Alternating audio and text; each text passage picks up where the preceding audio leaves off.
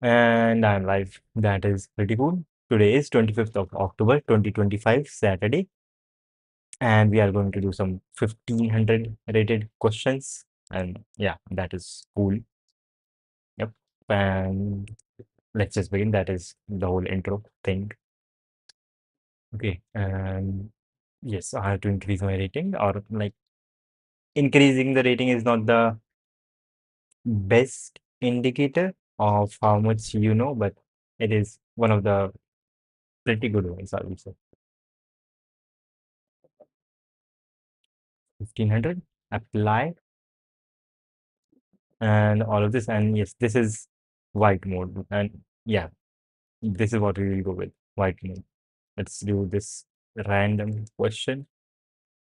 And yeah, Emacs set attach TCP.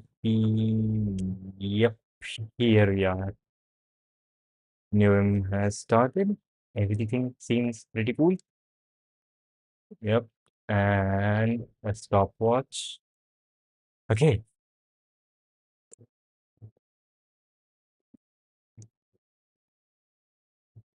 Shit, maybe I can. Yeah, white mode is fine. White mode is fine. And let's begin. Cool. Okay. Cool. You are given a string S made up of characters A and B. Initially, you have no coins. You can perform two types of operations. Pick a substring AB, change it to BC, and get a coin. Pick a substring BA and change it to CB and get a coin. What is the most number of coins you can obtain? AB, change it to BC, and BA and change it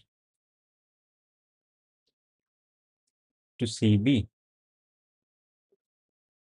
So we can think about this when we have this thing. We are changing this A into a B. And yep, we have C. We cannot do anything with this. This is essentially gone. So AB and the B at the, yeah, so shit. Okay, okay, only the A, the place where the A was supposed to be, we have B there, and where B was, we have C. Okay. So here we can directly make these two work. Yep, and yeah, 2 would be the answer here, and here just 1, and here this, and we can make this A into a B. A is the only place which we can change, the only thing which we can change. Okay, so if we have a bunch of A's, if we have a bunch of A's, we have option. Here also, I think the answer would be, yeah, the answer would be 2 in the third one. It is 3. Okay, the answer is 3 here.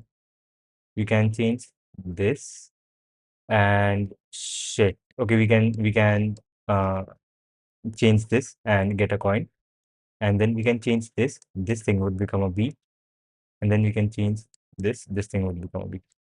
So whenever there is a bunch of A's like this, I think we can get all of these A's. We can change this. And this thing becomes a B, this becomes a C. We don't care about that. And we can get all of them. So 1, 2, 3, 4, 5, 6. Okay, 6 is the answer here. 6 is the answer here. Here we have just one A. A is the maximum. Here answer would be 0. Here answer would be 2. Answer is 2. Wait, shit. This is the second last answer. Okay, this is the second last answer is B, 0. So a B with a bunch of A's, B, a bunch of A's, B, a bunch of A's.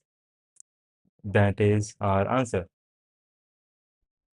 So we just have to calculate the size of these substrings in which we have A's. Right.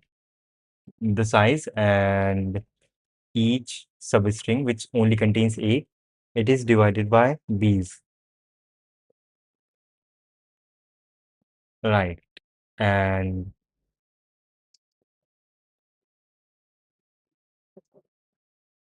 right. So we also have the option, if the first character is A and the last character is also A, then there is going to be one substring that we will not take into our consideration. Hello. Just go to code forces for the problem set, and shit, this is running problem set, and select the difficulty, enter, and there we go. Cool. I think I have a hypothesis for this. Just 1 minute. In n, c in, wait, we don't have n, we have strings. String s and vector in sub a, and in left equals 0 and right also equals 0, and while r, or we don't even have to initialize these two, for in L equals 0 and R equals 0, R smaller than S dot size, which we can say N equals S dot size, and then L equals R. And this is a very nice method for calculating substrings which have the same element or whatever you want there. So while R is smaller than N and S R equals S L, we will do R plus plus and cool. Now if L F S L equals a capital A, if SL equals a capital A, then we will say substrings of A dot push back dot push back R minus L. L R is not included. L is included, so that is it. Else nothing. Else nothing. And now here, if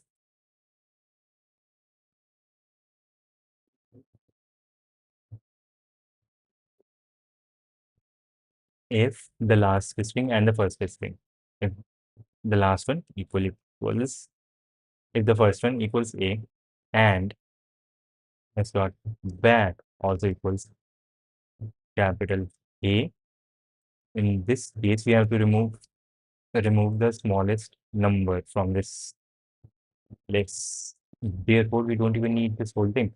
We can say mn minimum equal n, and max, and what we will do is a long or int answer equals 0, answer plus equals r minus l, and here mn equals minimum of mn comma r minus l. So if this if the first one and the last one are both a's, then we will remove the minimum value from the answer minus equals mn. See out answer. Okay. The first one, okay, this messed up the first one. Here the answer. Ah, shit, that makes sense. That makes so much sense. If you have a bunch of bees in the middle,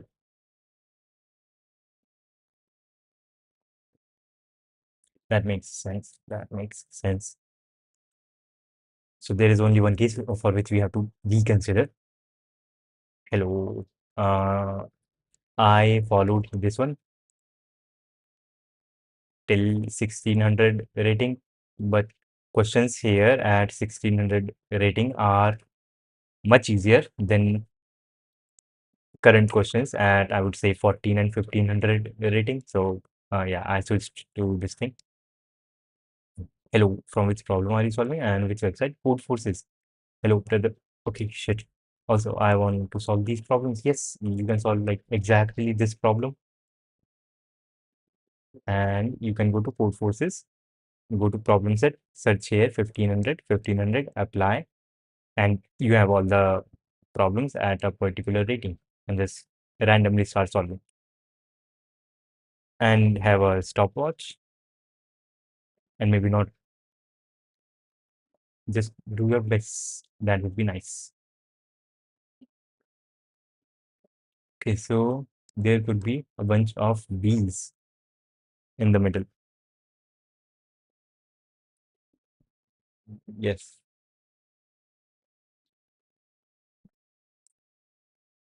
Yeah, there could be a bunch of bees in the middle.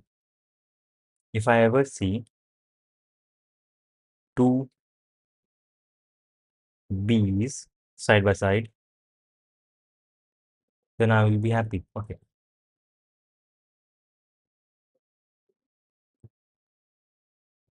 Bool X B equals false, like extra bees.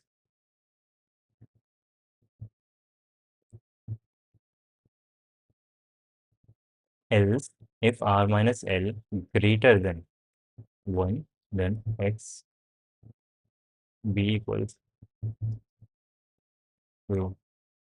This whole thing has to be true, and no extra bees. I think that should work. That is working, at least in the test case. But should that work? So I have divided the whole string into little segments of A's, and each segment can be like converted into coins if we have at least one B which is attached to it. And since the whole thing is divided into a bunch of A's, segments of A's, we can always divide unless we do not have enough B's in the middle. And that,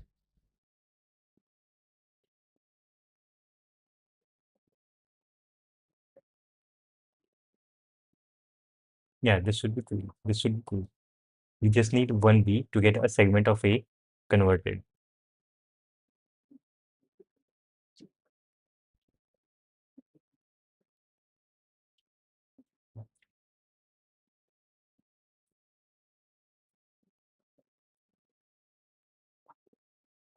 Not even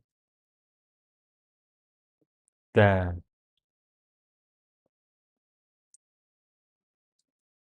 if, yeah, shit. If I have a B at the start or at the end, anywhere, does not matter where, I can always get these A's. Um, hello, yes. I also started CP channel. I'm 13 years old. Shit, you are not even born properly. Yes, that is pretty cool. Yeah, keep at it.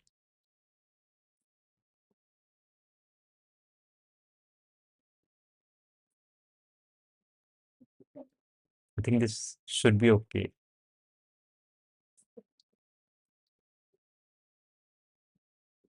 Yeah, this should be okay. This should be okay. I'm trying to think of some edge cases where this would fail.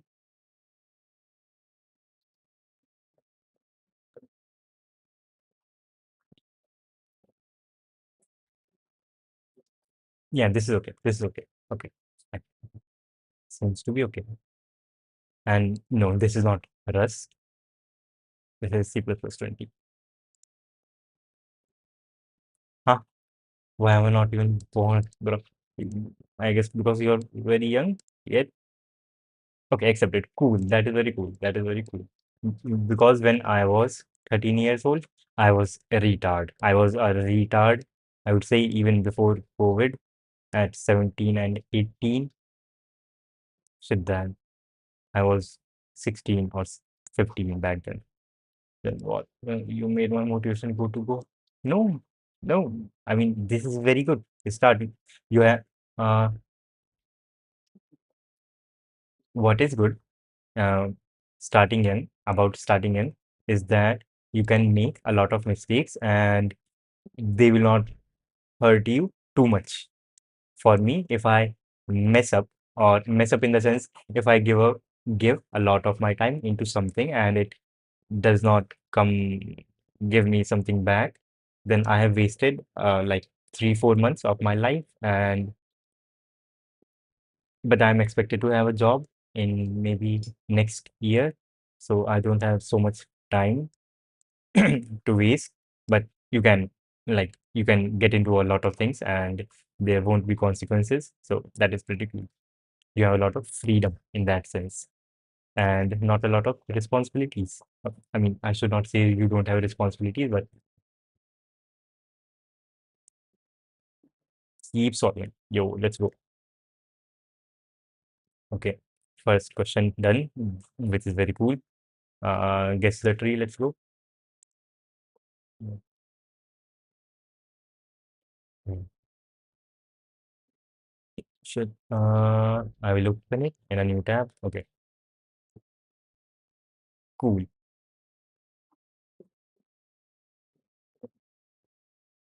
First question done in 13 minutes, which is cool. Okay, now interactive problem. This is an interactive problem. Mitsuki has chosen a secret tree with n nodes indexed 1 to n and asked you to guess it by using queries of the following type. Okay, we have to guess the tree. These are the queries. Question mark AB. Mitsuki will tell you which node X minimizes DAX minus DAB, where DXY is the distance between nodes X and Y, and this is a tree. If more than one such node exists, Mitsuki will give you the one which minimizes this value. So we have given A and B. So the choice of X here would be such that X's distance from A and B is almost same. Well, shit. Yeah, it has to be like almost same. So maybe in the middle way. And yes, since this is a tree, either X is the node which is exactly in the middle of A and B, or it is if there are even number of nodes between A and B, then it is going to be one or the other because there are two nodes in the middle then, and this value would be one. Okay. If more than one such node exists, Mitsuki will tell you the one which minimizes DAX. So the node which is towards A. Okay. And I have 15 n queries. That is very nice. That is very nice. So in a query, what can I get? In a query, I can know, literally speaking, I can know all the nodes between at least one node between two given nodes between A and B. And I have 15 n queries. 15 n. So, and I have to figure out n different nodes. And okay, this is the answer. 1 2 connected, 1 and 3 connected, and 3 and 4 are connected. And I have n nodes in total, so I can ask 15 queries per node. And this is doable. This is doable. 15 and n can be at maximum 1000. Yeah, so this is kind of like binary search because 2 power 15 is 32,000. This is 1000, so well within the range.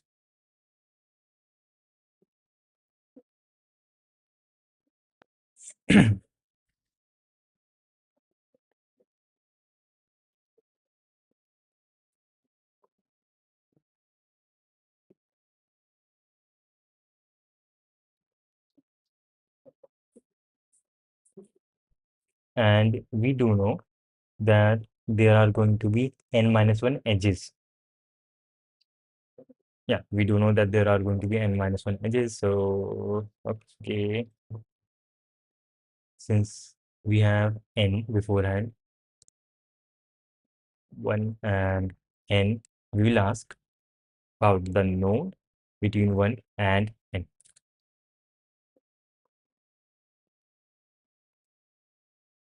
Shit. No, we don't even have to do this. We can keep asking about nodes from 1 to 2. Yeah, we will go with this 1 and 2. And okay, there are two things in this. First, how are we going to decide which nodes are we asking about, which is going to be our A and B. And when we have decided A and B, then the procedure would be as follows. Let's say we ask about what is the node between A and B, and then the computer says X is the node between A and B. And then we will ask about the node between A and X. So our range, which was between from A to B, has now shrunk down to A to X. Yeah, to A to X. And then this gives us something, A dash. And we will keep doing this till we are at some A, let's say AY node, where when we ask about what is the node between A and Y, the computer says A. Then we will know that A is connected to Y. So that is pretty cool. So, and thus we will have our one of the edges, which would be AY. And yeah, that is cool. We can always choose A as 1.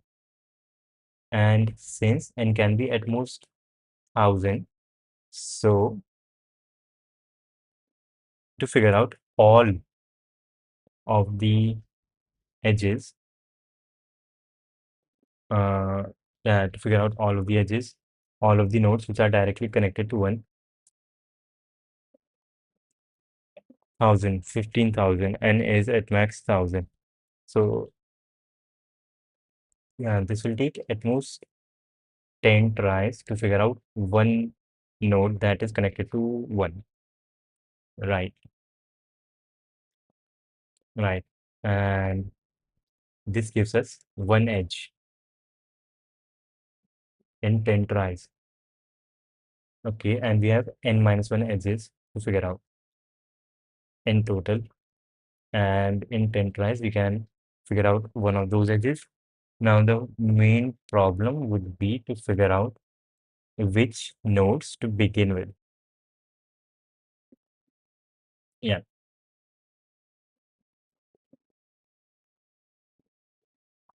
yeah, figure out which nodes to begin with. That would be the next problem. Yeah,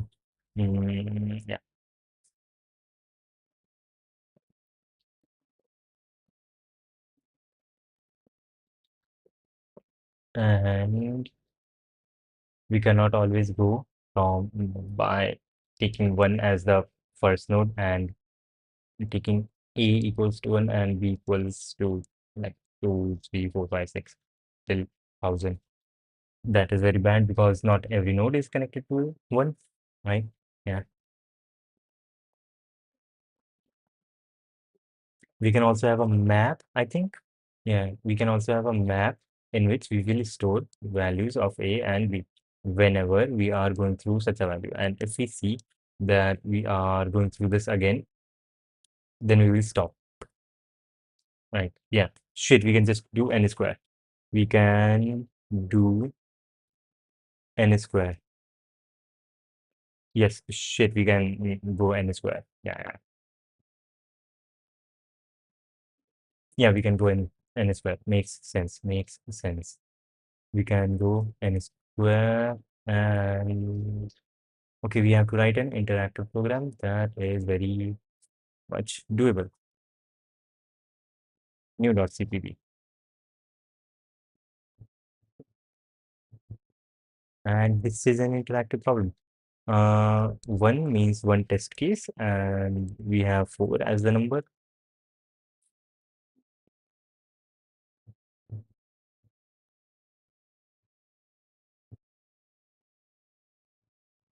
Let's say we do this, right? And now we have n. What we have to do is we will create a map of pairs of integers, and the other value would be bool. Yeah, bool. Or we could make do with a set.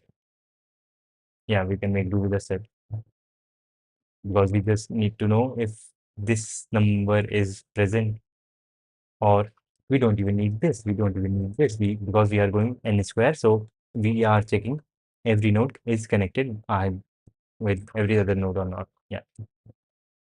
What we will have is a vector of pairs of integers whose size we already know.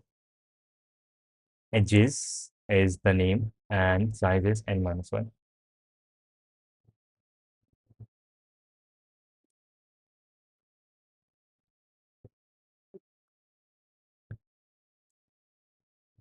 Size is n minus 1 makes sense.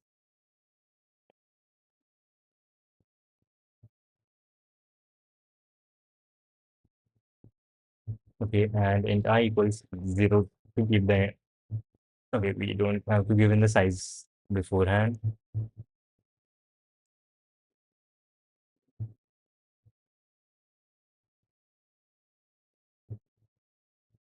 Okay, and now for int I equals 1, I less than, literally less than n and I plus plus, and then for int j equals I plus 1 and j less than equals n and j plus plus.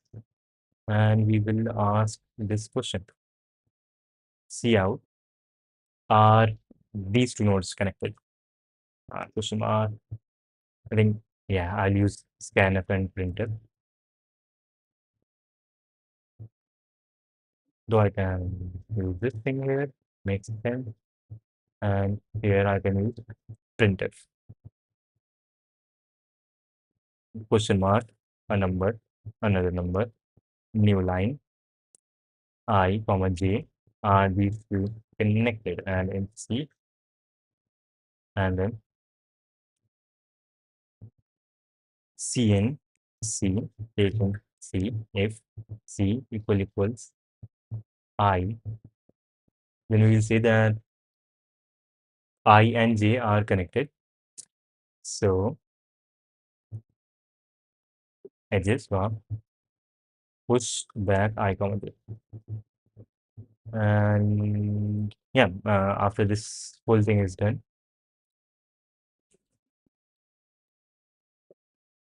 shit, shit, we cannot go in square. We cannot go in square. My bad. Shit, we cannot go in square. You purchased that alien? Nope, I didn't. I have also started C code forces, but in Golang. Let's go, I suppose. Um, cause solving questions. That is what I want to get. Yeah, not about the contest. That is extremely okay. Like extremely fine. And shit, we cannot go any square. Shit, we cannot go any square because even though the time complexity allows us, we do not have enough queries. We have just 15 n queries. Shit, I messed up.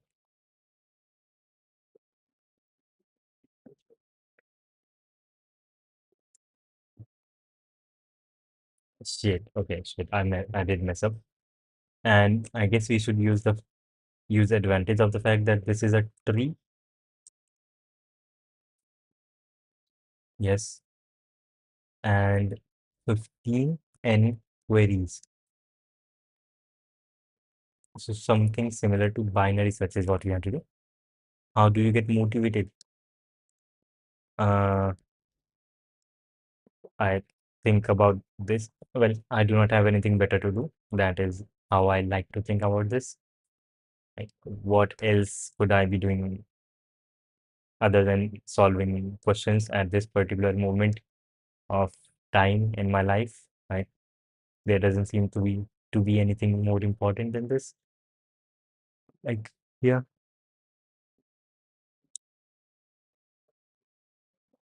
I mean, you don't have to wait for motivation. If you wait for motivation, you will just keep waiting because motivation is not in your hand, I would say.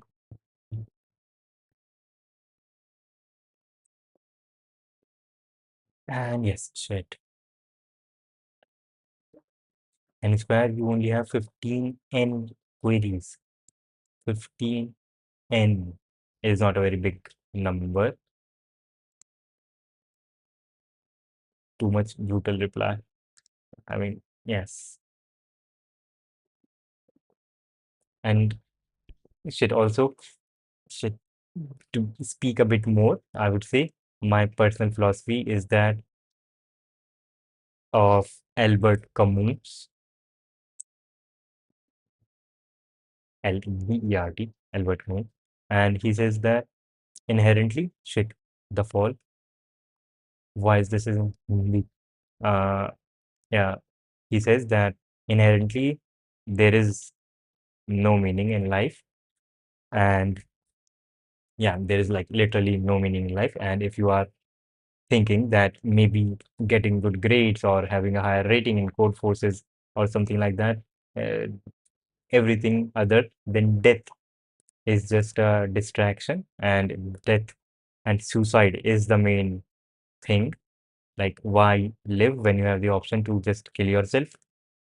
And he says finding meaning in anything else other than death is absurd. So that is absurdism. But he says to fight this suffering of life, there is only one thing which you can engage in, and that is love. Just on to that point. Yes. Albert Camus is also pretty cool. So yeah, inherently like, and also said there is something which Norm Macdonald said. He said that I would rather worry about losing all my money in gambling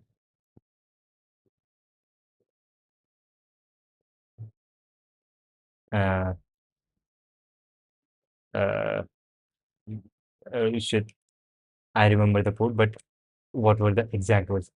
I would rather, I think is the right word there. I think, no, I should not use rather here. I would worry about rather,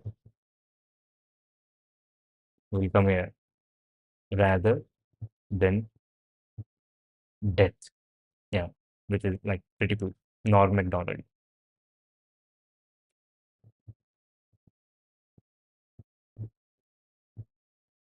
Norm MacDonald. I still messed this up. Yeah, just some little philosophy. Don't use those words. Not used for your channel. Shit. Please help me. I just solved 12 to 1300 related problems, but get fucked up in contests. Am really struggling to cross 1000 rating. So just keep solving questions. That is the only thing. Before I used to think why I am not able to solve a question without even practicing algorithms. I know it is. Yes, shit. Yes. And I can relate in chess because in chess, my person rating is just 800. And I could think, why is my rating not increasing? Because I'm not reading, because I'm not studying. That is why my rating is not increasing. So I would say you can study, you should study, and you can go to this book, shit, CP Handbook, Competitive Programmers Handbook, and 18 minutes and still no solution for this question. Almost. This book. Yes, you can study from this book. This is like a pretty cool book. Competitive Programmer's Handbook by Mr. Antti Laaksonen from Finland, Helsinki. And back to this.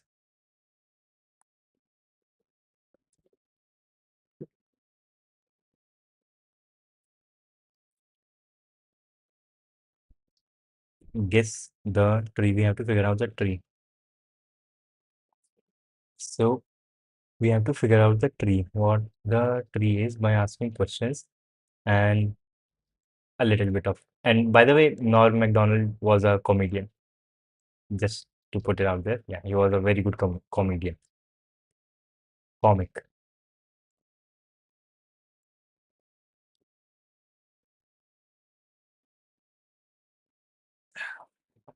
Uh, yes. So since this is a tree, there are going to be a bunch of nodes and n nodes in total, n minus one edges, and every node has a single path which is connecting it to any other node.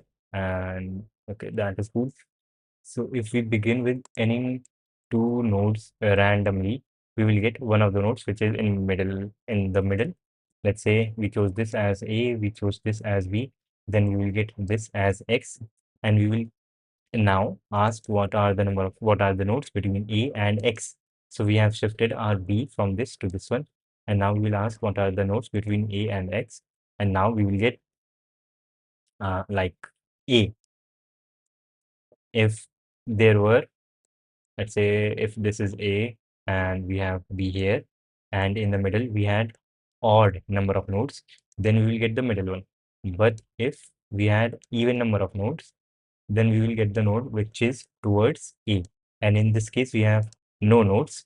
So we will get the one which is towards A, which is A itself. So we will keep switching B from the original one to the answer which was returned by the computer till we see that A is the node which is returned. Then we will know that A and X are directly connected, and we get one edge. This way, we will get one edge. And what is the maximum length of this link? Maximum length, since n is at max 1000, the maximum length could be when these 1000 nodes are connected in a single line. And yeah, and this maximum distance would be 1000. And since in asking one query for A and B, we are dividing the whole thing in half and we are getting the middle node. So this is like binary search. We cut all of this off. Then this is our node and this is our node, and we cut again the whole thing in half. So yeah, and we can cover a distance of 1000 by cutting it in half in about 10 queries. So at max, ask, we can figure out one edge in 10 queries. Makes sense. We can figure out one edge in 10 queries. Yeah, makes sense. And there are going to be n minus 1 edges and 10 queries for one edge. 10 queries for one edge makes sense, I would say. And n can be 1000. And yes, to figure out, let's say each one of these, we take 10 queries. So this is how many queries it would take to figure out each edge. And we can do this because the query limit is 15n. So yeah, this is cool. We can do this within the limit. But how do we figure out the initial values of A and B? I would say we can keep whatever A and B we are choosing in a set. Right? We can have a set S, and after asking for any queries of A and B, we can put them in a set. And whenever we are asking for a new set of A and B, we will make sure that we have not asked this query before. And if we have, then we will move our A pointer to the right. Or otherwise, we will just keep moving our B pointer to the left, and pointer will always like we will always keep making it equal to X, the answer of this query. And that should work, in theory at least. Uh, in my starting days, when I was not able to solve questions, I used to, okay, it was my reality escape, but gradually they are making sense to me that they require time. And because of, yes, I have wasted so much time, it depresses me a lot. But after seeing other people like you and other, I see they also struggle and it requires thought process. It is not just a snap of thing. Yes. And you got the answer. Yes, we have to think. We have to think, and yeah, you have to have control over yourself. Nope, I didn't. I guess I will give some virtual contests and then I will start giving real contests. Okay. I think we have this.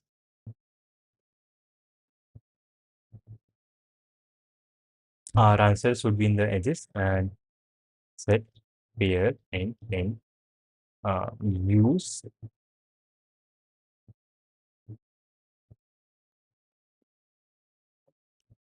while edges dot size is smaller than n minus 1.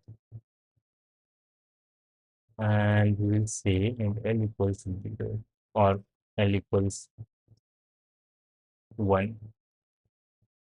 And yes, we'll start the process of figuring out one edge.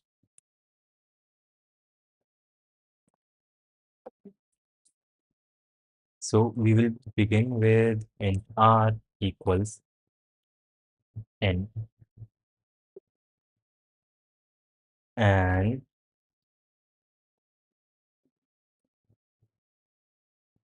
while you printf question mark one digit, second digit, and first is L and R, L and R, right? And in C and scan F, or we can even do C and C.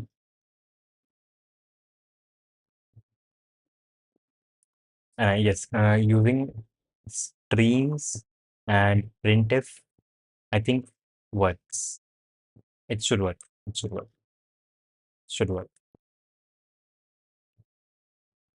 Just to be non-ambiguous, I will use the normal ones,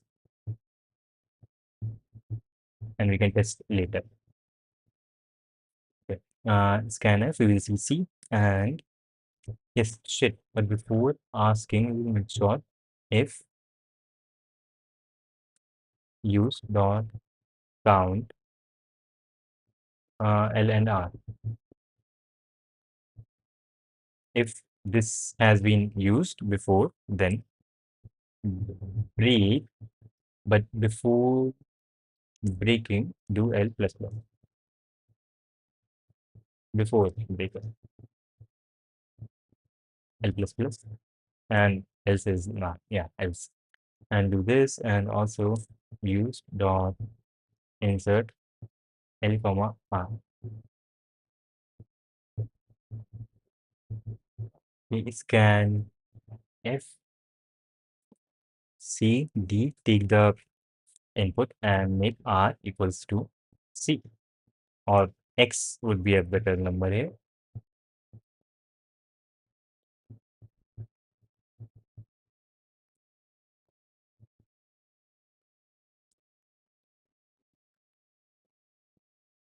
And then we'll check if X equals L. Then we'll say edges dot push back L is connected to R. This thing happens here before updating R. And if this was the case,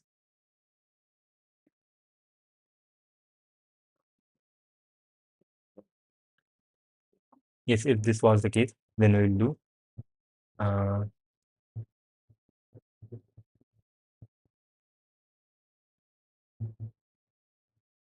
R minus minus and break.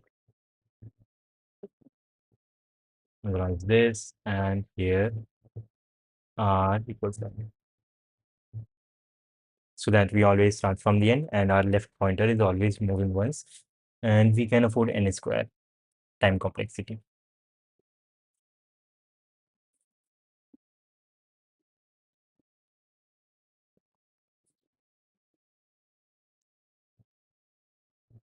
I equals 0 for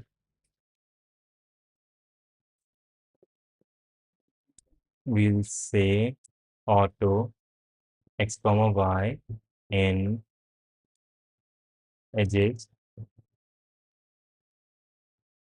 Printf is pretty nice here. See out is also nice. X space y space yes, and see out new line. Let's do this. Okay, we have one test case where we have, let's say, 4 values. What is, let's make a graph first of all, and then we will check.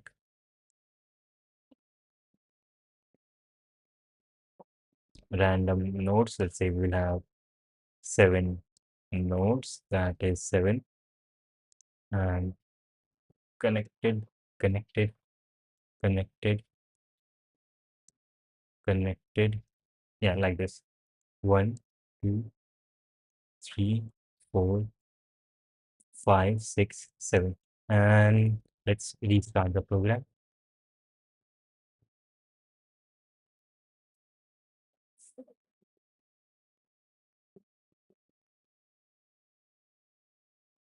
One test case, and there are 7 nodes. Okay, what is the middle one in 1 and 7? Between 1 and 7, there is 2, 4, and 6. The middle one is 4. We'll say 4. What is the middle one between 1 and 4? It is 2.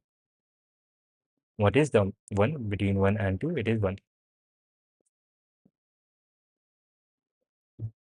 Okay, I should not be asking a question like that. 1, 1. What is the node between 1 and 1? X equals 1. And x take into x. L was equal to 1. And x was also equal to 1. And we should have broken, but we didn't.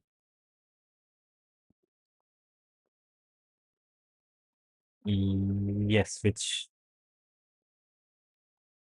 does make sense actually. Uh, yes, shit, we don't have to do r minus 1 minus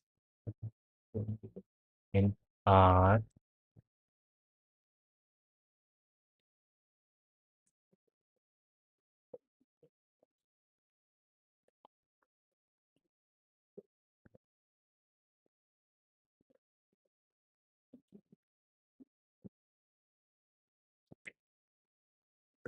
Yes, shit, we cannot do r minus minus. We need another number in CR, let's say current R equals R, right? Yeah, now we can do R minus minus, but we will have to change R here, everywhere,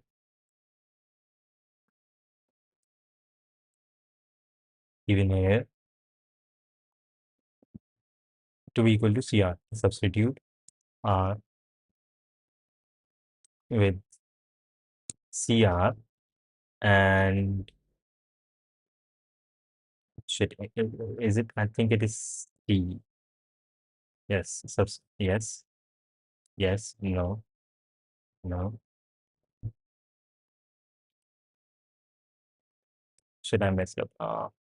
This is R, would CR, change the current value of R, and here also CR, and here also same thing. And also in this case, don't update CR, update R. That is nice. Yeah, we are moving our left pointer to the right, and our right pointer is reset to the rightmost value. Okay, let's begin again. We have one test piece which has 7 nodes, right? Cool. Hello, are you solving? Going to give diff 4, which is coming, and wait, diff 4 is no, I don't give diff 4. Maybe I will give diff 4 as like not for rating, of course, but as a thing to test how good I am. What is this? I just randomly got here because the algorithm God wanted me to see this. I don't even know program. Shit. Neil the Grey Spice. Uh, this is competitive programming. We are trying to solve things. Hello and hello. And okay. So 1 and 7, between 1 and 7, 4. The node bet the node between 1 and 4 is 2. We will say 2. And the node between 1 and 2 is nothing. So we will say the 1, this one. We will say 1 because 1 is the first one here in the order.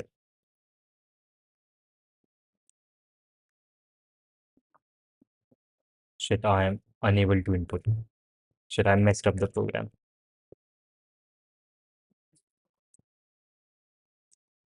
Ah, okay. 1. Cool. Now it is asking about 1 and 6. Between 1 and 6, there is 2 and 4. And both of them are in the middle. And we will say 2 in this case. Cool. So now it is asking about what are the nodes between 2 and 7. Okay. And also we will keep in mind that there are 7 nodes. So 7 into 15, that is 105. This program cannot ask us, should not ask us more than 105 queries. And yeah. So now between 2 and 7. 2 is here, 7 is here. Between 2 and 7, we have 6 and 4. We will say 4. Between 2 and 4, we will say 2 because 2 is the first one here.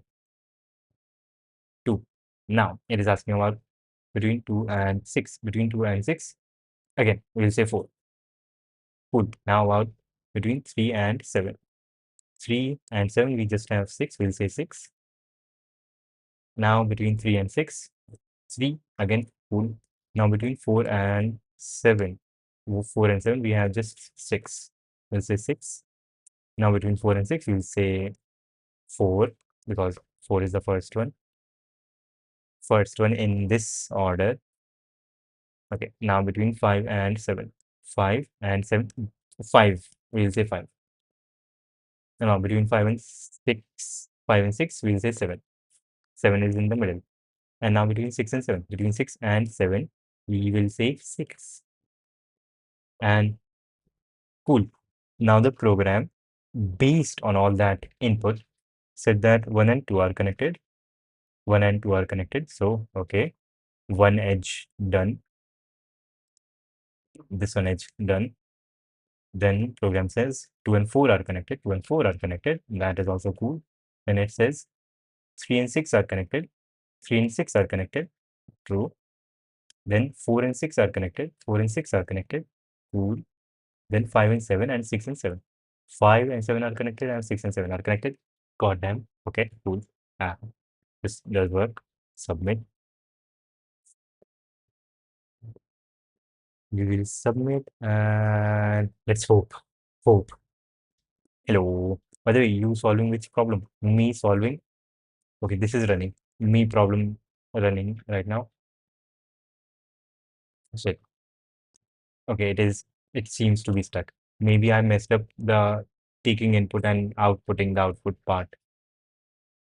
Logic seems to be correct. This is the problem. So CP, bro, which thing should I learn in C++?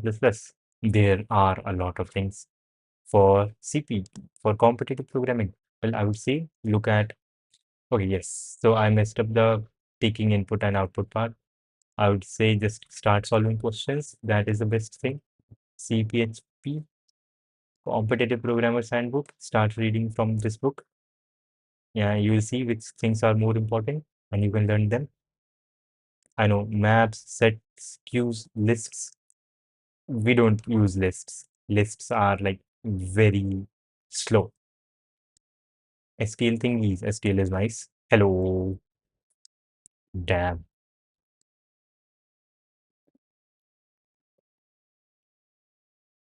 Okay, I messed up the input and output.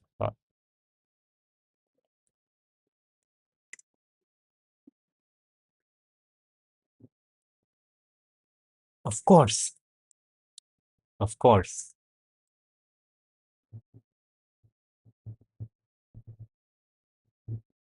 Flush. Shit. Yes, shit, flush. And yeah, let's say we'll flush here also.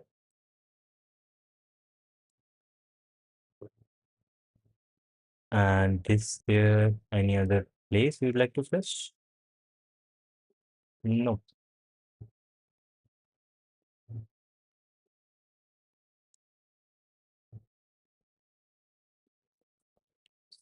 Okay. Uh, this should work. Wrong answer on test one. Okay. Why? Uh, Wrong answer. Token one doesn't correspond to the shit. Um, yes, that is kind of true. We don't correspond to the pattern. Question mark, space, new line. And this is how we give the answer. Okay.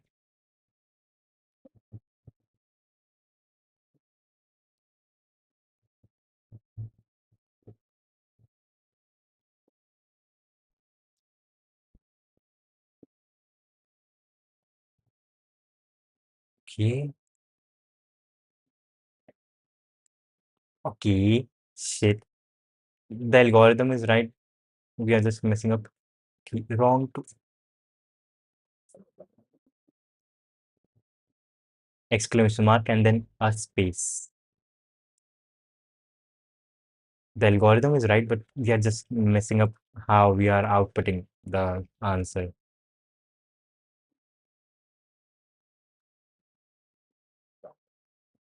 Shit. Okay.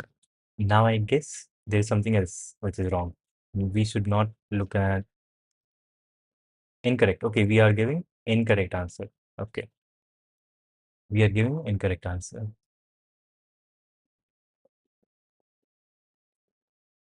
Incorrect answer. So there is some flaw with our logic.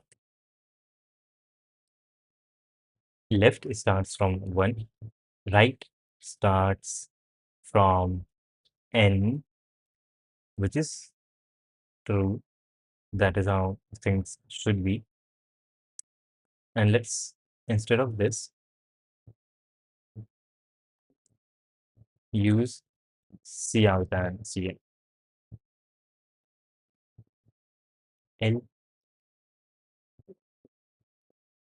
C R, and not this, but end line, and then C in.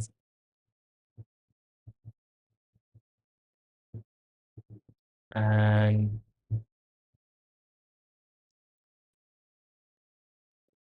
what could the like error be? Our left pointer starts from 1 and we are moving it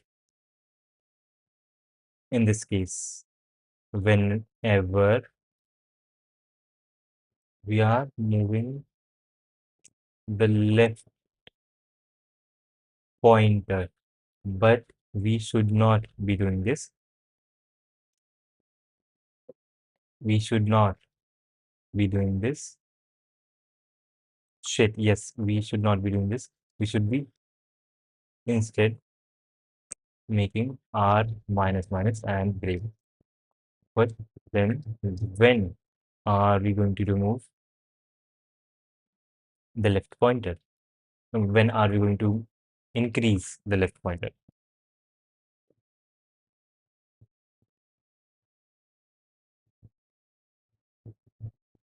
Now, if CR minus L equals not CR minus L, but if we have like added this as one of the edge, so we can make this thing a set also.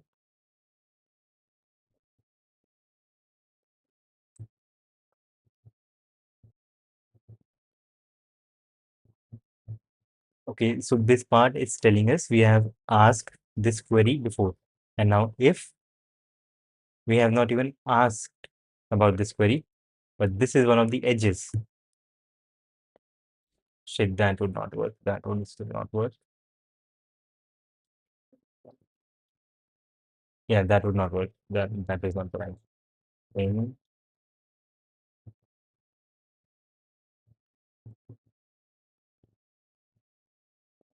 What we need to know is after this, the minimum value that R can take is yes, shit, yes, cool. The minimum value that R can take is L plus 1. So if at any point,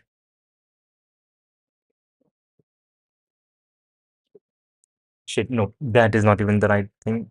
No, that is,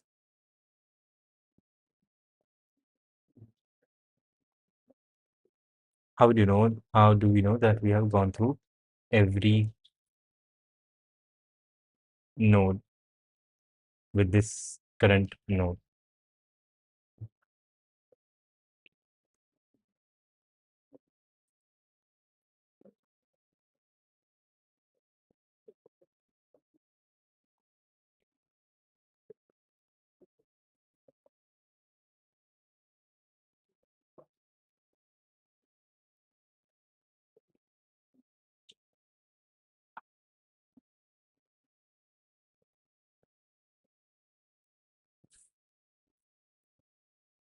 Okay, graphs. I just learned it for fun and I don't use lists. I may use arrays, vectors instead. Yeah, knowing things is good. By the way, I am new programming, currently learning EIML. My advice, if you want to give EIML, well, I haven't done a lot of EIML, but if you want EIML, there is just not a single person, but a few people, and one of them is Andre Karpathy. This guy, he is one of the best AI educators out there. Look at him, Titanic. Mm, yes, makes so much sense. And yeah, this is his channel. You can look at this. How use LLMs or deep dive into LLMs, ChatGPT, cool. And 4 hours. Let's reproduce GPT-2. 124 million tokens or parameters. Yeah, let's build GPT tokenizer. And yeah, you can check out his channel. OpenCV.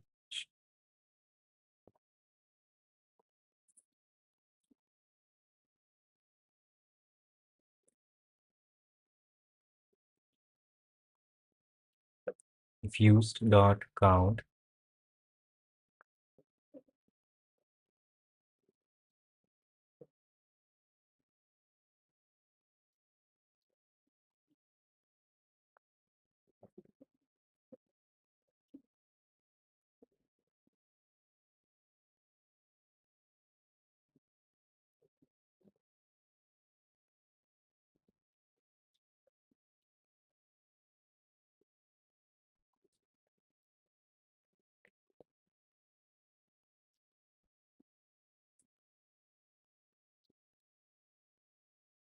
I think here we can fix one node.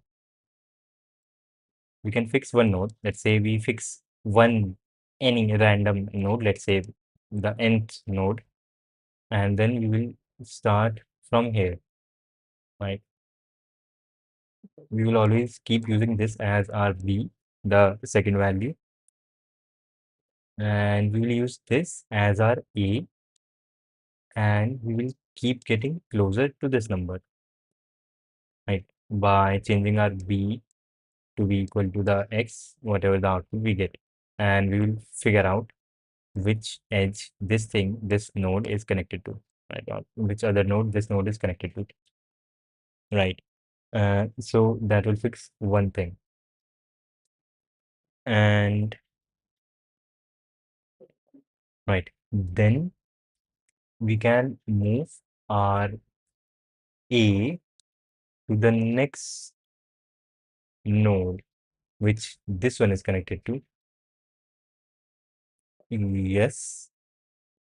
And by this, we will be able to figure out this node, the connection between this and this, which is on the simple path from here to here, right? Yes.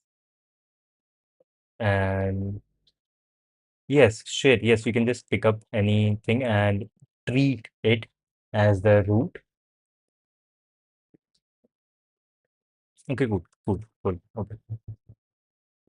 I think I have it.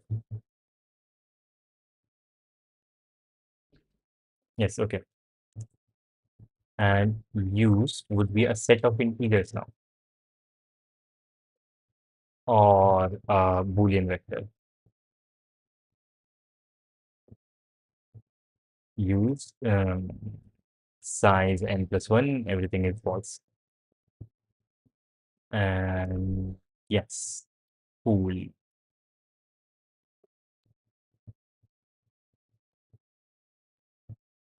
We'll change the whole thing. Yeah. Delete everything.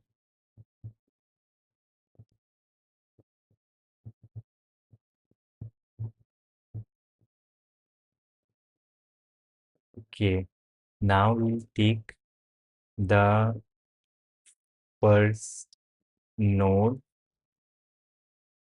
since we'll treat whatever n is, yeah, we'll treat whatever n is as the root, which should be in the middle. We'll treat n as the root, and let's say we have a vector of all the nodes 1, 2, 3, 4, 5, 6, dot dot dot, and they have like Boolean values 0, 1, uh, true, false, and we will find the first false, that is the first node, and we will treat n as the b value and this false node as the a value, and we have some process which we can use to figure out there is going to be a path between n and this node, n and the nth node and this node that we have chosen here. And in that path, using a process which we will implement, we will be able to figure out the first node here in this path. And we will then find the first node, and then we will use this as our E node and figure out the first node here, which is before this in this simple path. And then we will treat this as our A node, and we'll just keep going till we get the first node here is n itself. In that case, we will go to our list again and we will find the next thing that is false, like next node, for which we haven't been able to find a path. And whenever we get a new node here, we will turn its value equal to truth. That is very nice.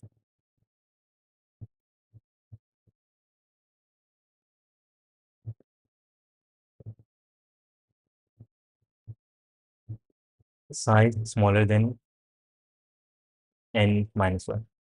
If at any point we see that size is n minus 1, we'll just break because that is the maximum number of edges. I is 1.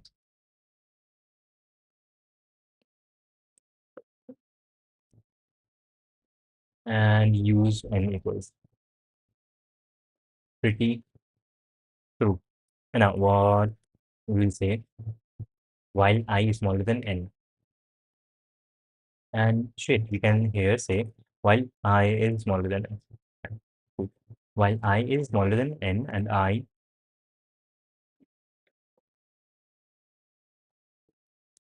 and I and not used I. We haven't used I. We'll do, or we have used I. While we have used I, we'll do I plus plus. We'll find the one which has not been used. And now Cool. We have A, which is going to be I, and we have B. While B is always going to be N, and let's say A is I. Not A is I. We will say A is I here, and then nice. Then we will ask question. Yes, let's ask a question. Yeah, let's ask the question. While E is smaller than, and here we will see. So A is smaller than N. So there is something there. Now we will ask this question. Standard out question mark. Tell us about the connection between A and N. X. We'll take in X, and if X equals N, we will add this as an edge. X will not be equal to N. We are changing B. My bad.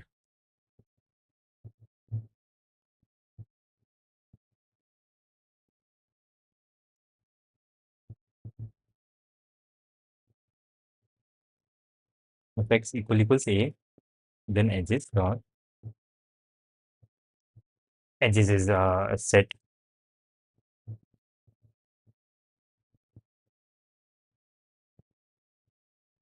Pushback A and B are connected like directly.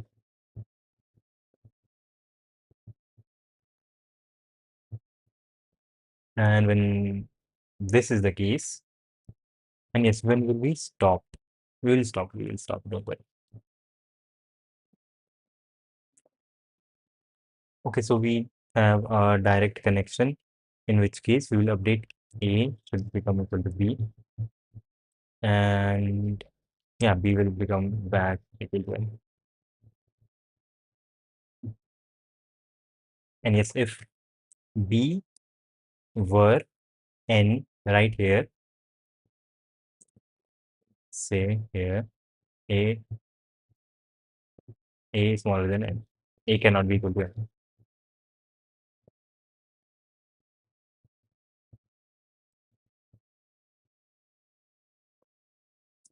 Or we could like simply break there. This is also fine.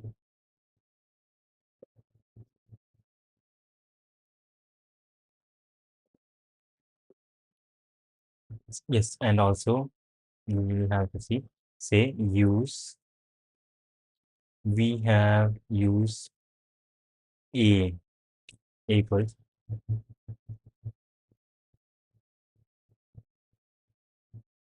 true. A equals true. Cool. Okay. But if this was not the case, then we'll say B becomes equal to S. Yes, that should work. That should work.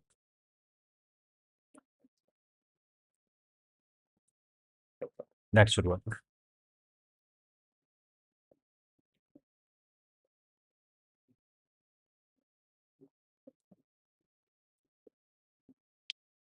Okay, that should work. That should work. Exclamation mark space auto x comma y in edges C out x space y and a new line. Set no new line.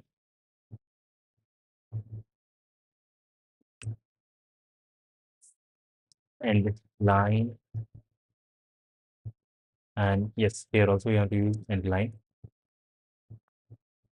Not, yeah, end line, end line.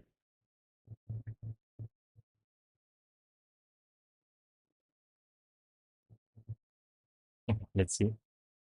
We have one test case which has 7 nodes. What are the connections between 1 and 7 is what the computer wants to know. Let's make a new tree. We have 7 nodes, 1, 2, 3, 4, 5, 6, 7, and random connections.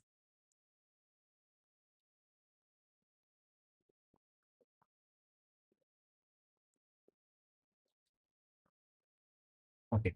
And naming 1, 2, 3, 4, 5, 6, 7.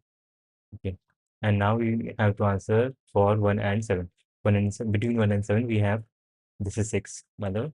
We have 3 and 6. We will now, since this is even and we have three numbers in the middle, we will say the number which is closer to the first number here, which is 1, and the number which is closer to 1 is 6. We will say 6 here.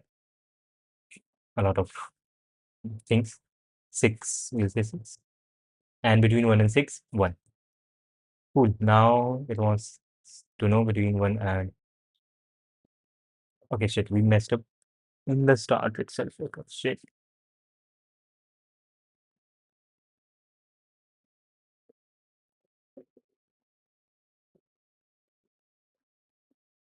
How did we get to 6? It's how did we get to 6?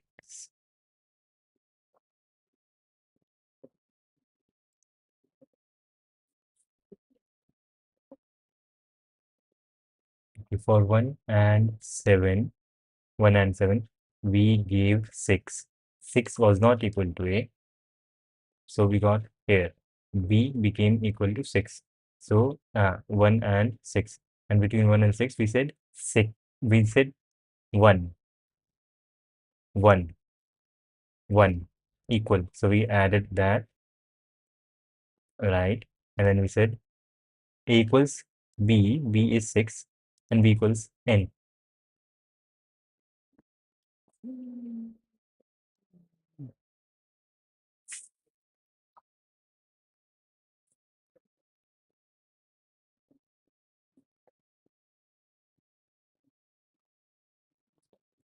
Okay. Yes, shit, this is correct. Yes, this is correct. This is correct. Yes, this is correct. We have to make a change here. We say I equals 1. Yeah, now this would be 2.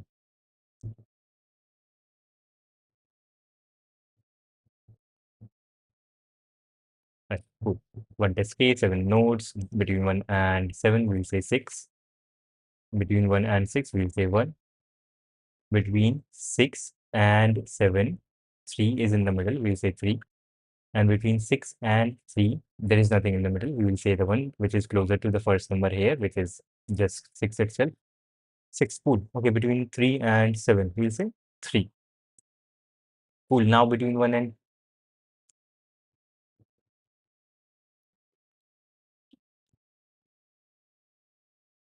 yeah,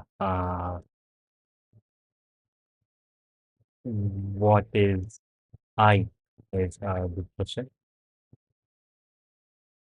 While edges dot size is smaller than n minus 1.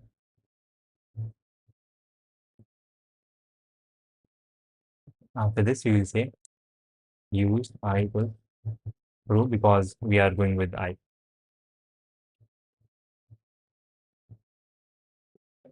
Again, the same thing. We have one test case which has 7 numbers.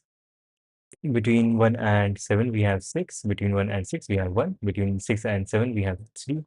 Between 3 and 6, we have 6. Between 3 and 7, we have 3. Now between 2 and 7, cool. Between 2 and 7, shit, we have quite a few things. We have 3, 6, then 4, then 5. And okay, 6 and 4 are in the middle. We will say the one which is closer to the first number. The first number is 2. So we'll say 2. And we will say 4. And also shit, when we are like moving back on this path from 2 to 5 to 4 to 6, when we are at a number which we have already used, we just break. We don't want anything.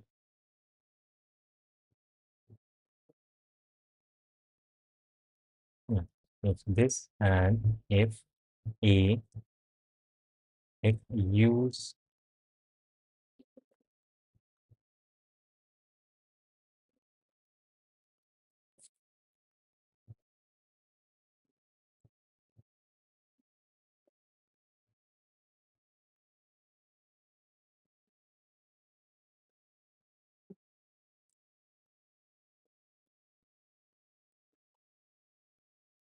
shit, we have to do use before changing a makes sense, right?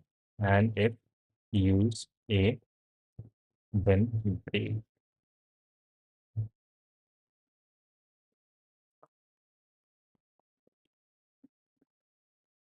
Yeah. Okay, cool. Shit. Now this might work. Between 1 and 7, we have 6. Between 1 and 6, 1. Between 6 and 7, we have 3. Between 3 and 6, we have 6. Between 3 and 7, we have 3. Between 2 and 7. Between 2 and 7, we'll say 4. 4 is the one to go with. Between 2 and 4, we'll say 5. 5 is the one in the middle. We'll say 5. Between 2 and 5, we have nothing. We'll say the one that is closer to the first number. First number is 2. We will say 2. Okay, between 5 and 7. 5 and 7, we have 6 is exactly in the middle between 5 and 7. On this route, we will say 6. Between 5 and 6, we will say 4. Between 5 and 4, they are connected directly. We'll say the first number, which is 5. Now, between 4 and 7, between 4 and 7, we have 3 and 6 as the middle number. So, we'll say 6. 6 is the closer one to 4. So, 6. Between 4 and 6, 4 is direct. I messed up. This is 4. Bingo. This is saying 1 and 6 is connected. 1 and 6 is connected. So this edge is done. Let's use blue. So this edge is done. Then 6 and 3 are connected. 6 and 3 are connected. True. Then 1, 6, 6, 3. 3, 7. 3, 7 are connected. Then 2 and 5 are connected. 5 and 4 are connected. 2 and 5 are connected. 5 and 4 are connected. And 4 and 6 are connected. Okay. This should be okay. This should be okay. Let's see.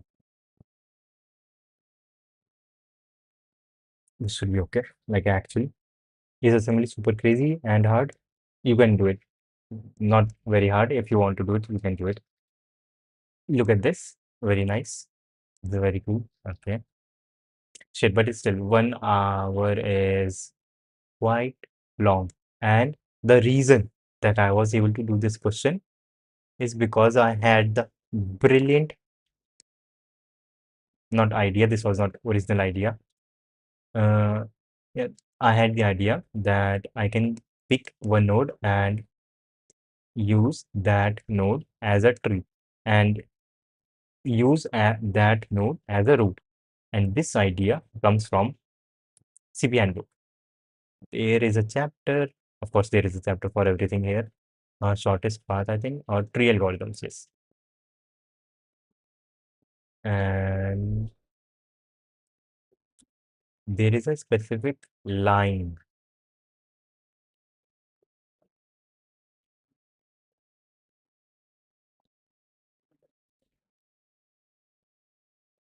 Okay, arbitrary node. There's a line up here somewhere. Root,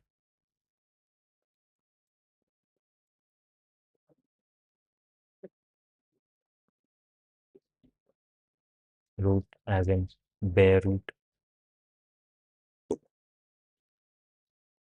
Tree queries. No. So why are we not using the word root that often?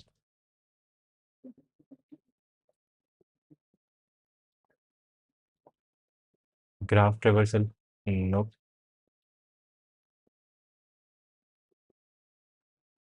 Yeah, in the tree algorithm chapter, tree traversal chapter, tree algorithms, they say that it is very good to just choose one node as the root, and then yeah, node 1 is the highest. An important observation is that every path is in a rooted tree. In general, a general way to approach many tree problems is to first root the tree arbitrarily. Yes, that is the line which helped me to solve this question. Here they are saying to solve many of the graph questions, we can just choose one node and use that node as the root of the tree. Yeah, that helped me solving this question. So that is not crazy hard, bro. This is streamer guy started with assembly. Yes, assembly. Let's go use assembly. Good question. Yeah. Code Python 11. Yes, anytime. Py 11. Hey, can you recommend any course or playlist for DSA?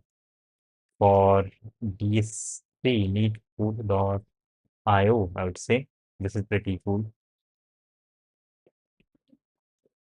Roadmap. You can do these questions. These are pretty nice. Start from here and keep going, keep moving forward. And there are also video explanations for all of these questions here. Here, Mr. Neat Code.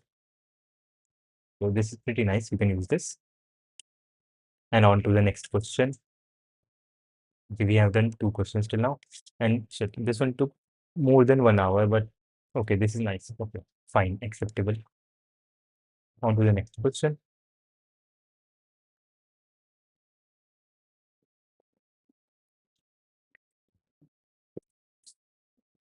Now, I like this one. Dora and C++. Wait. In a new tab.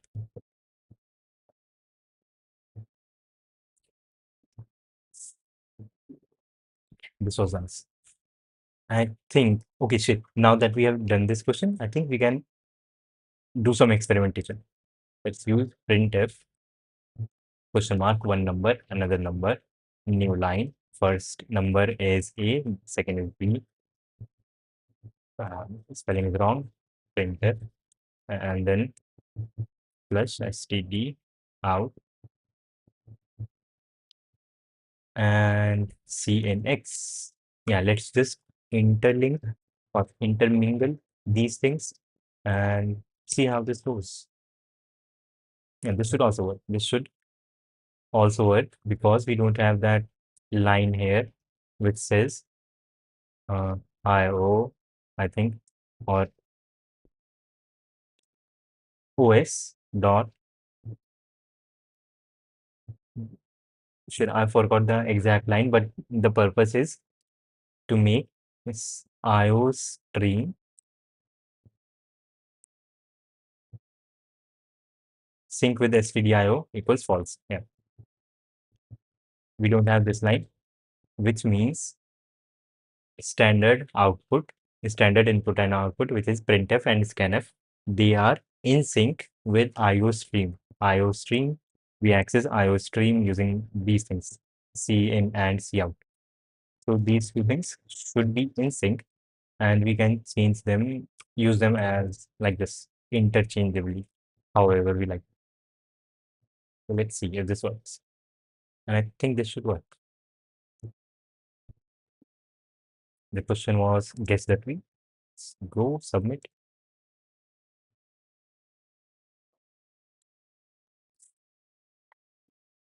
In Q, yep, seems to be cool. Okay, yeah, sweet. But if I believe, this is my personal belief, you don't have to believe with me.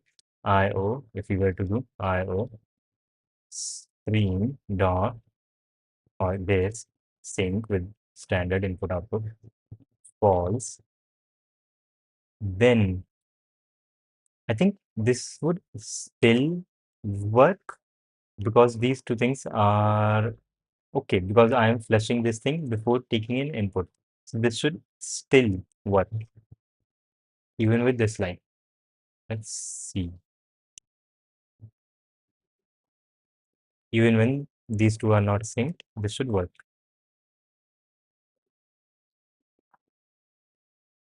Yeah, it is working. It is working. This is working.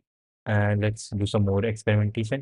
Let's say we are using cout, normal cout, question mark, space, A, and space, then B, and then we are using new line. We are not using end line. End line does the flushing, but we are not using that.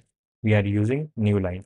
And I would say if we have cin dot tie null pointer, then this thing will not work. But if I remove this line, then this would work. That is the claim. We can check. We can check it out. Let's see how it goes. Is there any way I need to start learning coding and cybersecurity stuff? I am a middle schooler and just memorizing. It feels like a pain, and I want to learn how programming language work behind the scenes and learn conceptually. Then I would say you should start with the C programming language book by Brian Kernighan. Don't have to write the whole thing. Yeah, this one, BNR, KNR. That is what people call it. Call this book. K for Kernighan, R for Ritchie, Brian Kernighan, and Dennis Ritchie. Dennis Ritchie created the C programming language and also the Unix operating system. So yeah, he is a big deal. You can read this book wherever you can find the PDF. And yes, this is a pretty cool book if you are starting out with programming. And this doesn't just teach you how C works, but how things happen behind the scenes. So now is that this code will fail.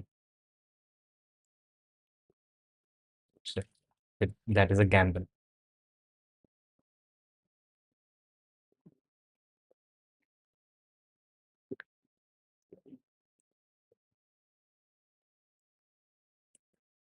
Sponsored sponsored by Ton, the open network. Idleness. Yes. So yeah, this failed. And if I were to remove this line, this should work. This should work. This okay, shit, this is not working. Okay, shit, this is still not working. Let's manually say C in tie with C out, or I don't know, address of C out. Accept it. It does work. It does work. It does work. It does work. Right? Just because of that line. And what this line means, cin tie null pointer. This is okay. By default, we have cin tie with cout. What this means is whenever we call cin, whatever is inside cout, it gets flushed, which is equivalent to adding end line here. Yeah. So that is the default behavior. Whenever we call cin, cout, whatever is in the buffer of cout, it gets flushed onto the screen. And here, since we are calling cin, so even though we are not flushing this output thing, this will automatically get flushed because we are doing cin here on the next line, or like on the line next to it.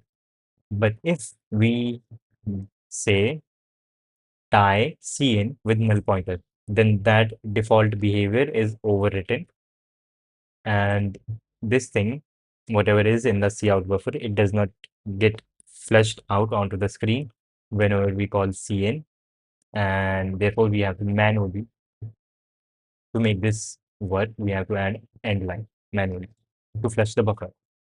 And I hope that makes sense. Okay, cool. On to the next problem, Dora and C++.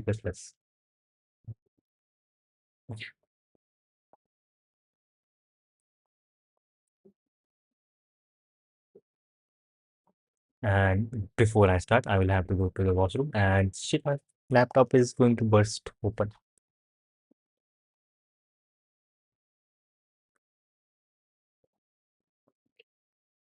Okay, 2 seconds, the time limit. I'll be right back in a minute.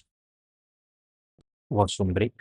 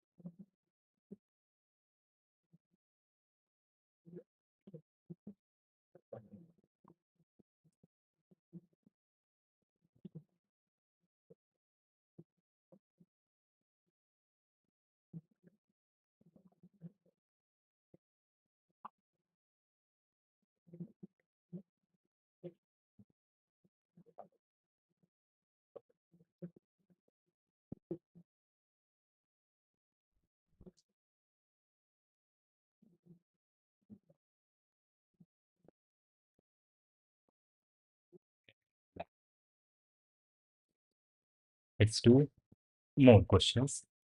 Dora and C++. Okay. Dora has just learned the C++ programming language. That is pretty nice. And however, she has completely misunderstood the meaning of C++. She considers it as two kinds of adding operations on the two kinds. She considers it as two kinds of adding operations on the array C with n elements. Okay, Dora has two integers A and B. In one operation, she can choose one of the following things to do. Choose an integer I such that I is in this range and increase Ci by A or by B. Note that A and B are constants and they can be the same. Let's define range of array D. Range. Let's define a range of array D as di maximum di minus minimum day. For instance, for this thing, 4 minus 1 is 3, the range of the array. This is 7. Maximum minus minimum, okay. And the range of the array, this is 0, okay. After any number of operations, possibly 0, Dora calculates the range of the new array. You need to help Dora minimize this value. But since Dora loves exploring all by herself, you only need to tell her the minimized value. Okay, we can only minimize the value or do something with the value by reducing, should increase. We cannot reduce the highest number. All we can do is increase the minimum number. Increase the minimum number, that is all we can do. And yes, that is very nice. We can create a multi-set maybe. And how many operations do we have? The first line, just and N, A, B, the numbers and initial elements. And what do we have to output? So it's completely misunderstood. Adding how many times? She can do in one operation, she can do this. So how many operations does she have? After any number of operations. Any number of operations. Okay. Here the maximum number is 4 and the minimum is 1. All we can do is add 5. Shit. Okay, okay, okay. This is, I would say, modulus. Something related to modulus. Something related to modulus. Yeah, because we can only increase numbers by these two numbers.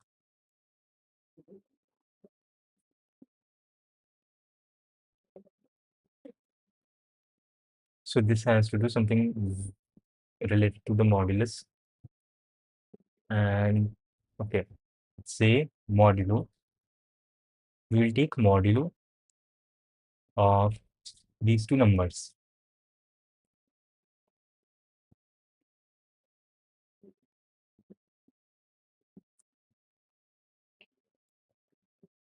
The okay, n can be 10 power 5. Here the answer should be 1, maybe, I think. 3 is the answer. 3. Why is 3 the answer here? We can increase this number by 5, make it equal to 6. 6, okay, then 3 would be the minimum number. So we have to take care of the minimum number also. The new minimum would be 3, and then we can increase that. Yes, we can then increase this minimum number. Makes sense.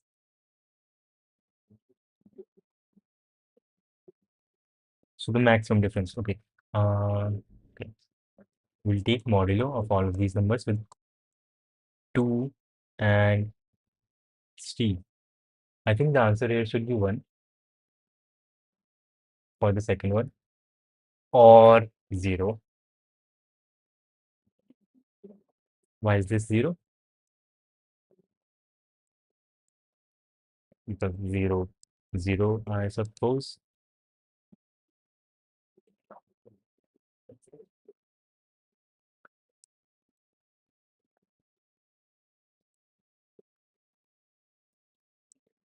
Their answer should be 5 in the third test case. It is 3. Okay, shit. So, okay, my whatever is my algorithm, it is wrong.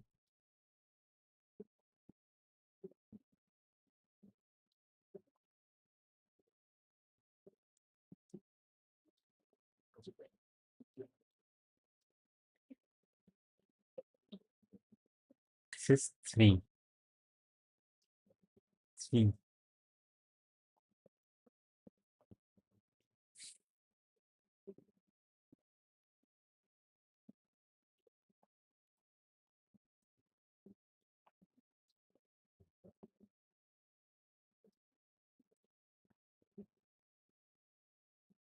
Okay, shit.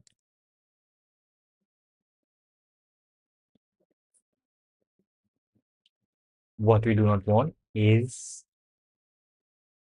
to simulate this whole thing by always increasing the smallest number.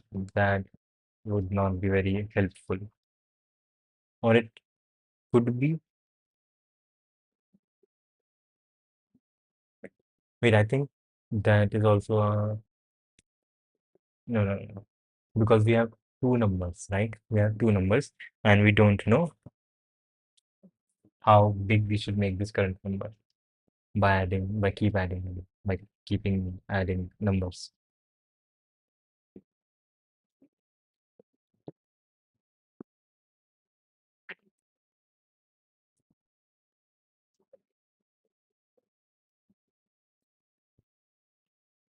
We have two numbers. Let's say we just add one number. Let's say we just add one number x, which we can add to array a1, a2, a3, a4, dot dot dot. And let's say a1 is the smallest and a4 is the biggest, right? Now, since we can only increase numbers by this constant amount, yeah, by this constant amount, then let's say this is how big a1 is, and this is how big a2 is, and let's say a3 is even bigger, and a4 is the biggest, right? And let's say x is just like x is, let's say, equal to a1, right? And yeah, and this one is twice the height. This one is like this.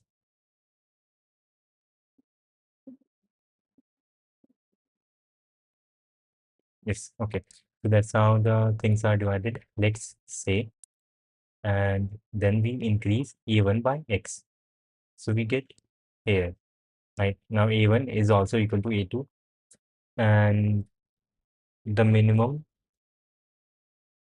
the distance between the maximum number and the smallest number has, if initially it was equal to d, now it is d minus x, because the minimum number has increased by x amount, and the new minimum least number in the array is this. Yeah.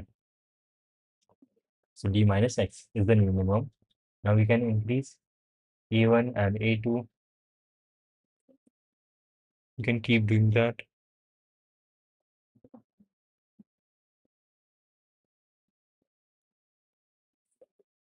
Uh, I think we have to think about this in terms of modulus somehow. 0, 1, 2, 3, 4, 5, dot, dot, dot, dot, dot, dot, dot. X is x minus 1 is the last number here.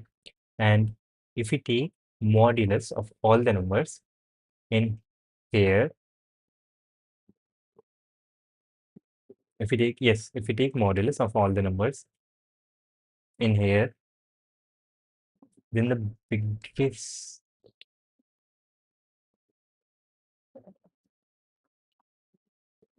shit. And since we can only add x in this,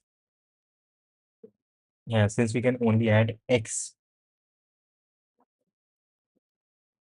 in this, so if there is a number, let's say a here, when we add x, a's new value, a plus x, would also land here.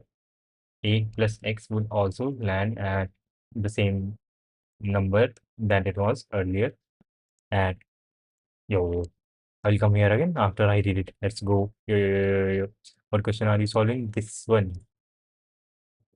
C++ and Dora, or Dora and C++. Yeah, Dora and C++. Okay, so they'll just keep going into a loop, and if we just take modulus of all the numbers, all we can do is rotate them in this strange loop. I am a strange loop. In this loop. Okay, but we can rotate them in this loop. Let's work with some example. We have 1, 3, and 4. When x equals 5, let's say, when x equals 5, we have 0, 1, 2, 3, and 4. And the numbers which we have are 1, 3, 4, 4. We have 1 is here. We have a 3, and we have 2 4s, 4 and 4. Right now, the maximum number is 4, and the minimum is 1, and answer is 3. The maximum minus minimum is 3. And we can add 5 to this number, to 1. This would become 6, and we would have 6 here instead of 1.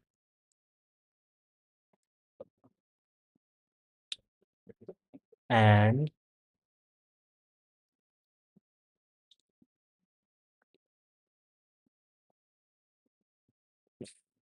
okay, so the thing is, we can, by adding a number x in this case, which is 5, we can change, we can decide which number is the maximum number here in this range, right? We can say that this, we can make this number the maximum number and any other number the smallest. Can we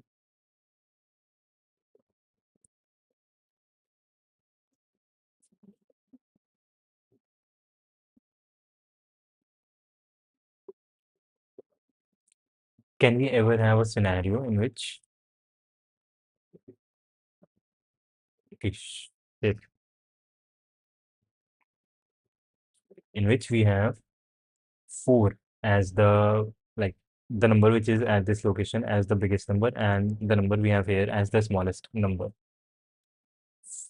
To make that possible, we would like to put this other number 6 in between, but that is not possible because there is literally no space.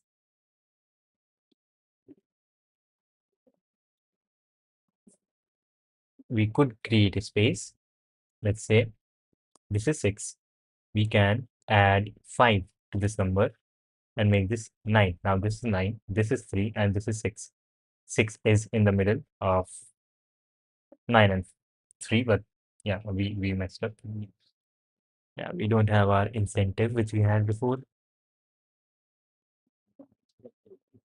because 9 minus 3 is 6, which is not very good.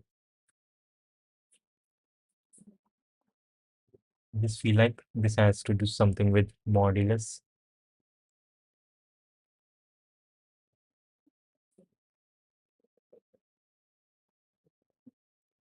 We can rotate numbers. Yes, we can.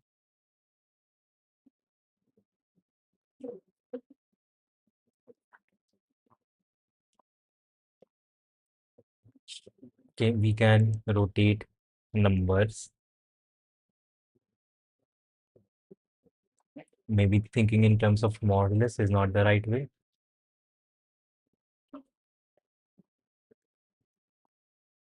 Yes. And we cannot simulate the whole problem because that would take a lot of time. Uh, yeah, 10 power 5 and a and b are 10 power 9. Yeah, so we cannot simulate the whole thing. That will just take a lot of time.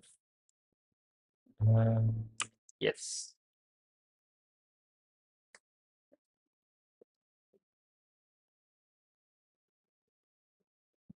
Modulus.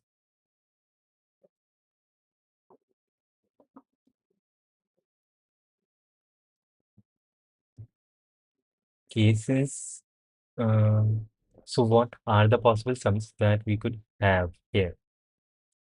Can we have, uh, we cannot have 4 and 3 as the maximum and the minimum because there is nothing in between, right? Shit, every number has to be in this range, but no, it is not. And when we are taking difference of this number and this number, we are doing this number minus this number. That is nice. So, okay, shit, yes. Yes.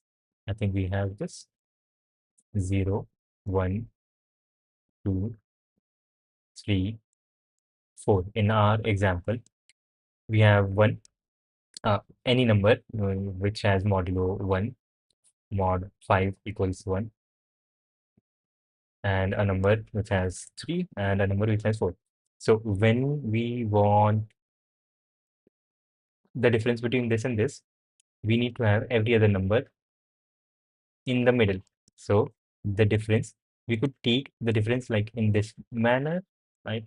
This number minus this number, but that would not work because we have 3 outside. We need to have every number in the middle. So what we can do is take the difference in this way, where we will subtract 4 minus 1. So 4 minus 1, we will get 3. Okay. Let's say now we are taking the difference between this number and this number, 4 and 3. And we can only take their difference in this manner because that is the only way in which, yeah, that is the only way in which every other number is in the middle, is right here, right? Makes sense. Yeah, makes sense.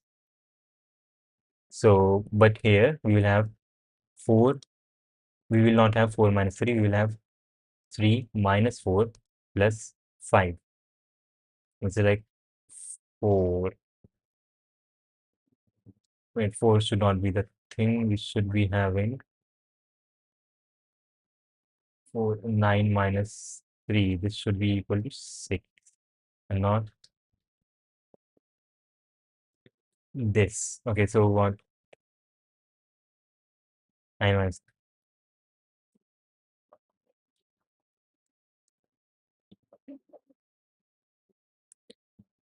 Okay, yes, we will take the bigger number 4 plus 5 and we will minus 3, we will get 6. Yeah, that is the sum.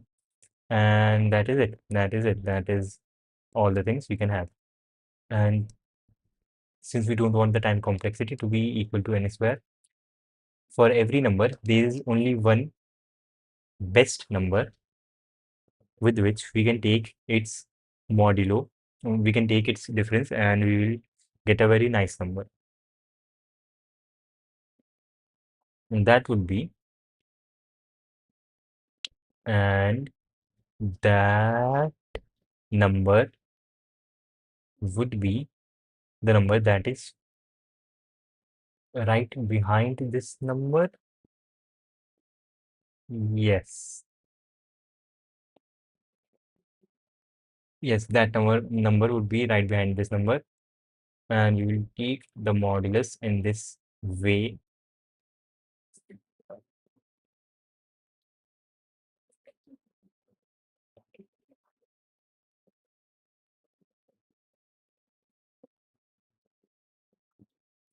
Yeah, right behind this number. We'll take the modulus in this way. We'll get 3. And for 3, the best choice will be, okay, yes, for 1, I could either go with 4 or take the sum with 3. Let's say I will always take the sum with the number that is to the right with 3 and keeping 4 in the middle. I will have 3 minus,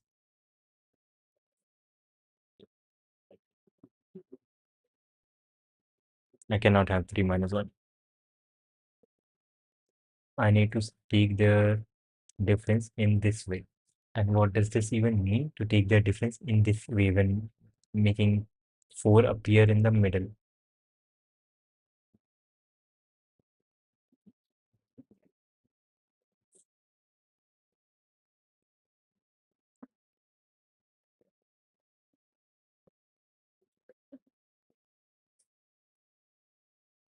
Making 4 appear in the middle.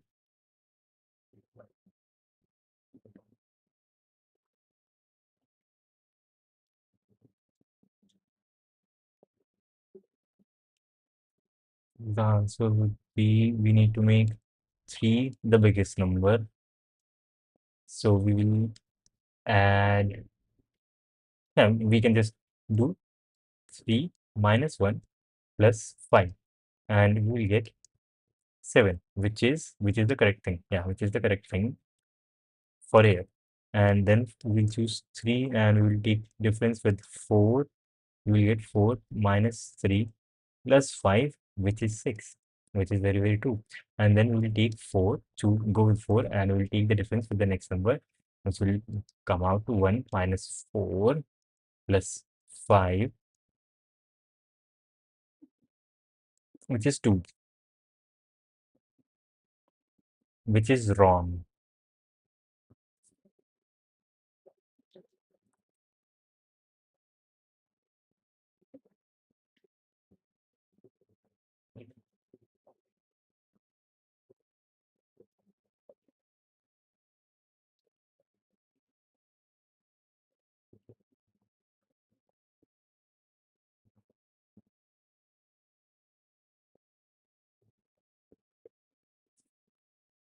Yes, which is wrong. Which is wrong.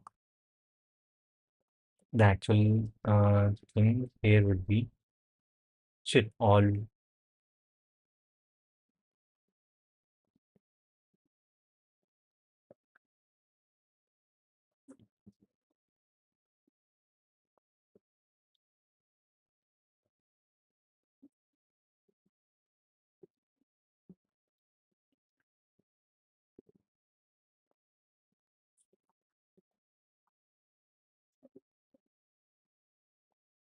we have numbers.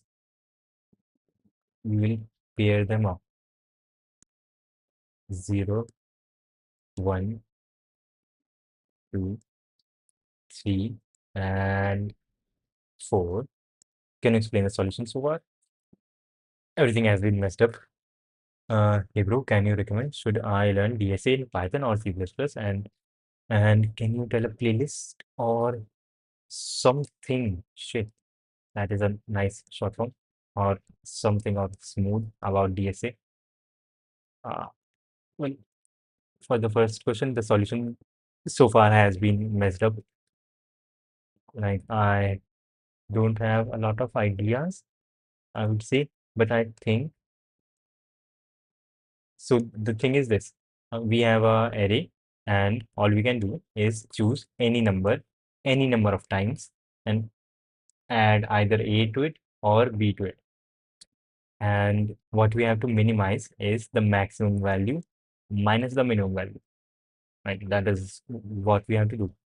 And let's say if this was our array, and let's say a and b were both equal to 5, we can add 5 to this, 5 to this, 5 to this, and we can do this any number of times we want. So yeah, after we won't add 5 to this number, we can add 5 to this, and this. And when we do that, we will get that 8 is the biggest number because this would still be 5, this would become 7, this would become 7, this would become 7, and this would become 6. So 8 would still be the maximum number, but 6, 1 plus 5, 6 would become the minimum number, and our difference would become 8 minus 6, which is 2. And I think that would be the minimum difference that we can achieve. And that should be the minimum difference that we can achieve. So yeah, that is our goal, but I think it has to do something with modulo. It has to do something with modulo. That is what I think. And hello, I would say you can. It depends. It like actually depends if you want to get really good at programming. Seems in the right direction. Yeah, this feels like it has to be modulo in some way or another. It like yeah, it actually depends. For me, I started C++ because I thought it is the most difficult language out there. At least that is what I've heard from people. So let's do C++. So that is why I started with C++. And you can start with Python also. You can go with C++. It like actually depends on how much you want to do this. And if you have like great motivation and you think you can push yourself further, then I would say go with C++. But if you think you just want to do this lightly, then you can start with Python also. And yeah, you can start with Python also, and you can go step by step. You just have to find how much things you are, at which level you are comfortable with, and then do things which are a bit more difficult than that. So yeah, I knew that if I started DSA with Python, it would be very easy. Not DSA, but yeah, it would be like very easy. At least the language writing the code part would be very, very easy. So I went with C++ because that would be more difficult. So you can go either way. It totally depends on you. And modulo.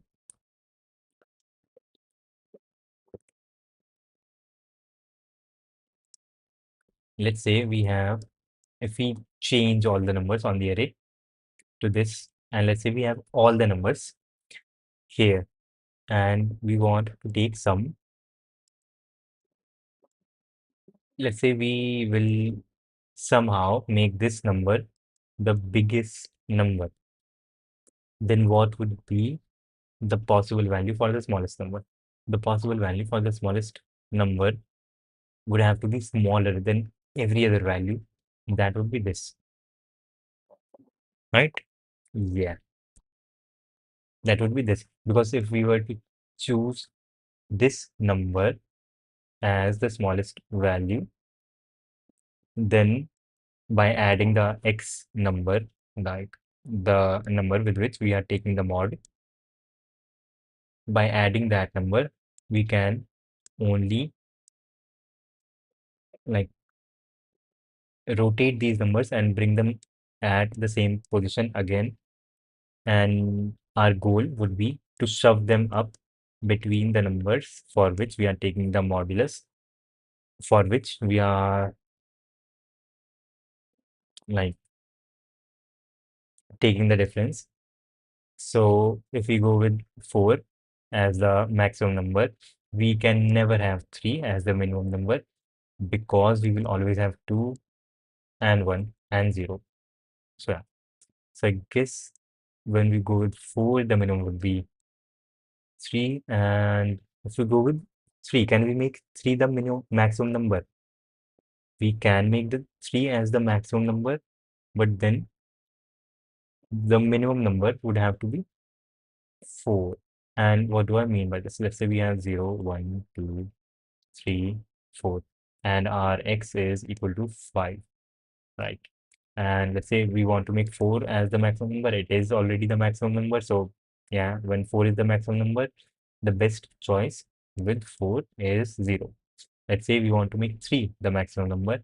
If we want to make 3 the maximum number, what we can do is add 5 to 3. Makes total sense. We can add 5 to 3 and 5 to this, and this. All the other numbers except 4. Then what we will have is 4, 5, 6, 7, and 8. 8 is the new value of 3 after adding 5 to it. Now 3, 8 is 3. In the sense we are taking mod with 5.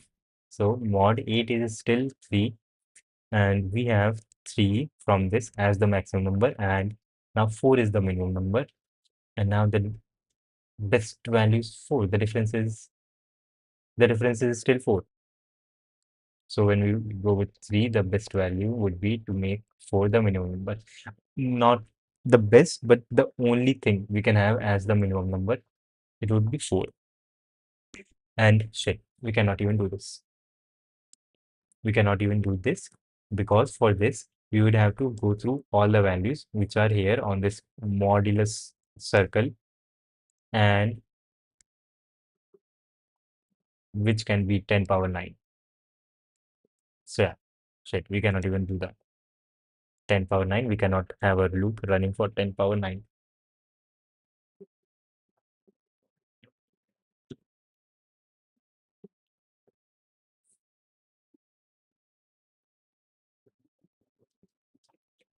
Shit.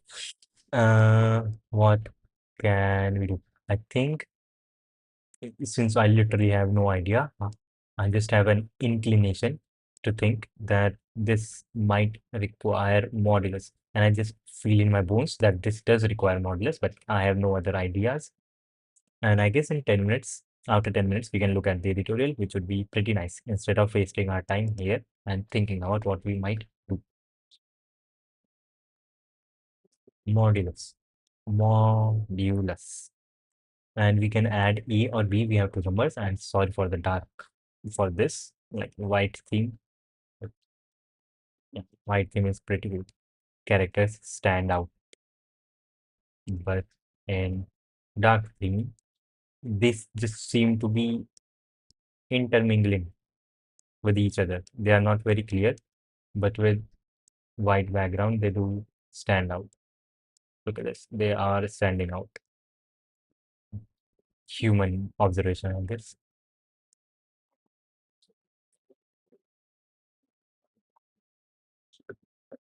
Output a single integer.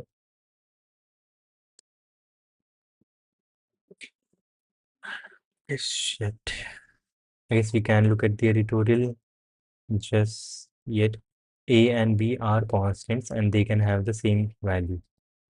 A and B are constants and they can have the same value.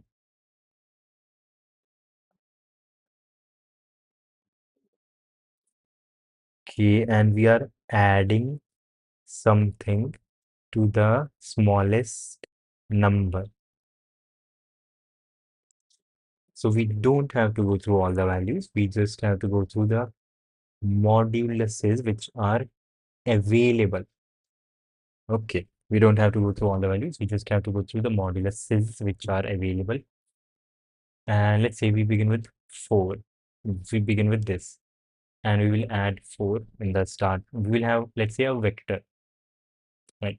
And we will keep adding numbers as they appear. 1, 2, 3, 4, right? And we will add a 4 here to just make this appear cyclic. So, and we will start from 0. Then for 0, if we do make 0 the biggest number, the smallest number which we can have for, I would say, any number would be to the right. Shit, and we will start with 4 in that case. We will start with 4, and yes, so the smallest number which we can get with 4 would be 0, which is nice. Okay, then we will go to 0, and the smallest number which we can get would be 1, in which case we will have to, and this is the special case. This is the only special case. Yeah, this is the only special case where the first number is bigger than the second number. And in this case, we'll just take this and subtract this. And for all the other cases, we'll take this, we will add the x mod number, whatever it is, to this number. And like the difference would be this number 5. 5 is the mod. This number 0 plus mod, or with which we are taking mod, let's call it x, minus this number on the right. That is the best value we can take with 0. Right, right, shit. This would be the answer in case when we have a single number which we can add to any number in the vector. But that is not the case. Here we have two numbers which we can add. What does that tell us? We can have two numbers. Let's make modulus wheel for both of them. Yeah, this seems pretty cool.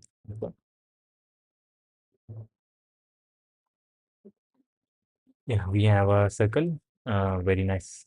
Actually, we have two circles for both the numbers 6 and 9.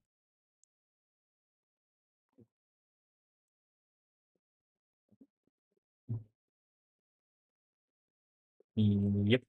Here we have 0. This is the 6 circle. And yeah, 1, 2, 3, 4, 5. Just think that it is in the right way, at the right place.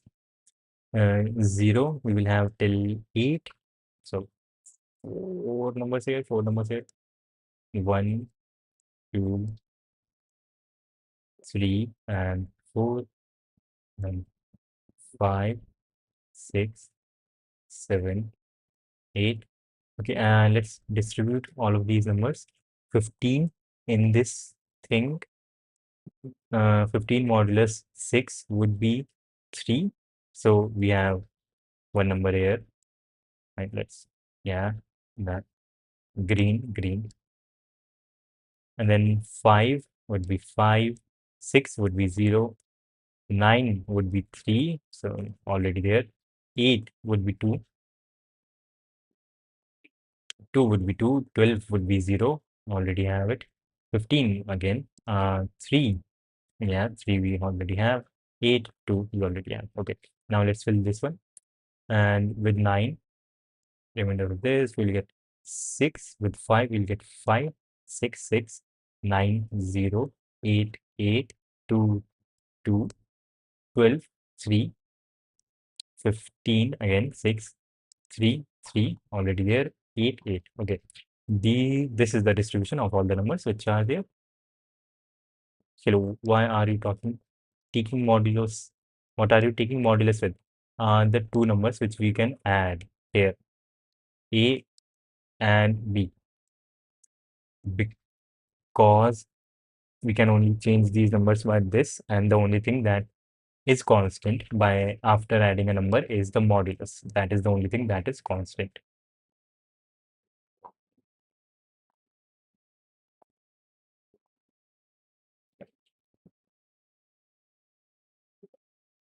But the thing here is To add all the number which like all the numbers which are here, what we can do is not just add 6, but I can also add 9 to all the numbers which are here, right? If I do add 9, which is equivalent to adding modulo 9 modulo 6 would be 3, which is equivalent to adding 3. So, so 3, 3, which means if I have 0, I will also have 3. If I have 2, I will also have 5. If I have 3, I will also have 0. And if I have 5, I will have 1, 2, 3. For 3, I will have 1, 2, 3. For 2, I will have 1, 2, 3. Sure, they make a perfect circle. That is cool. And here I can add 6.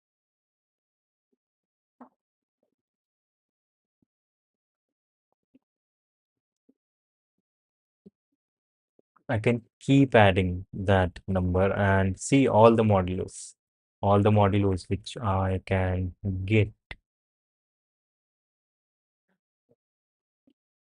but I don't have to get them. Shit, okay. Here I can add 6 to any number, and adding 6 to 2 would be 1, 2. Adding 6 to 2 would be 8. We already have it. For 3, we will get 0. And for 5, adding 6 to 5, we'll get 2. Adding 6 to 6, we will get 3. So, shit, they are okay. They work. They work just fine.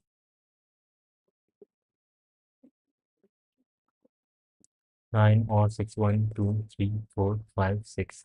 For this 1, 2, 3, 4, 5, 6. Okay, so yeah, this is what we have to work with. And between 0 and 5, yeah, we can make our thing 5, 0, 2, 3, 5. Here, this is a special case. We will say 5 is the best thing here, right? 5 is our running best answer.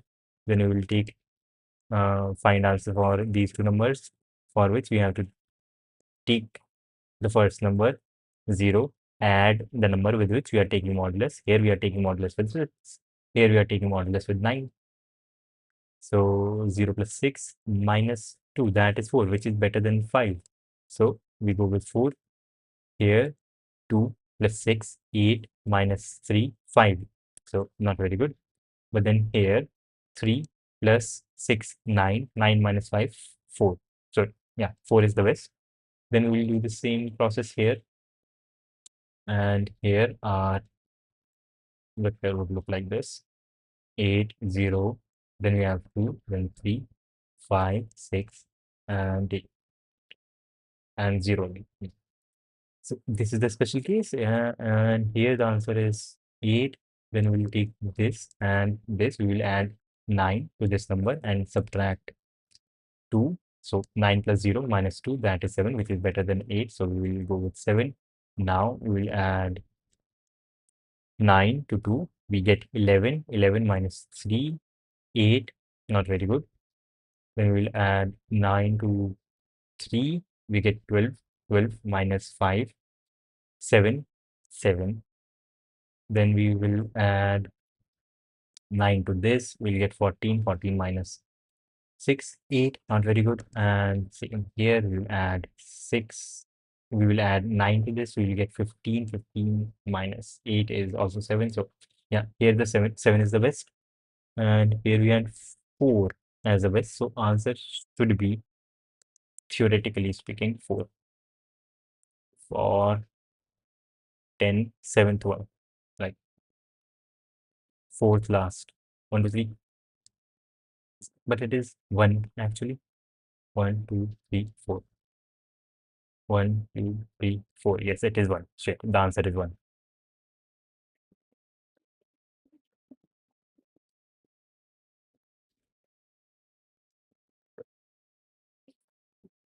Answer is 1.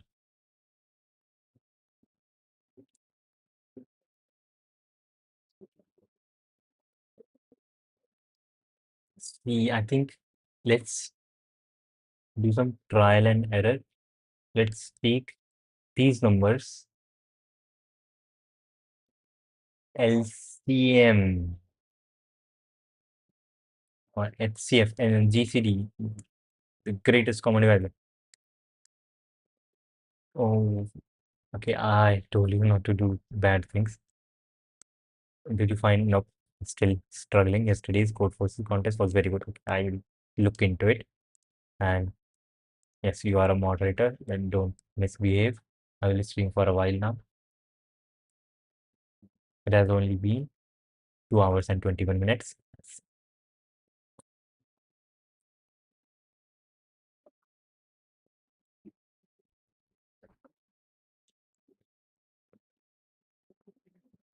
9 and 6, those are the only degrees of freedom that we have.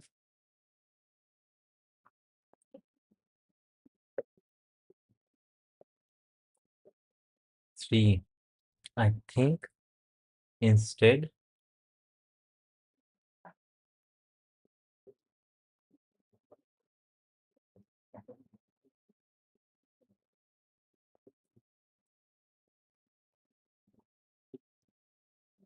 we should take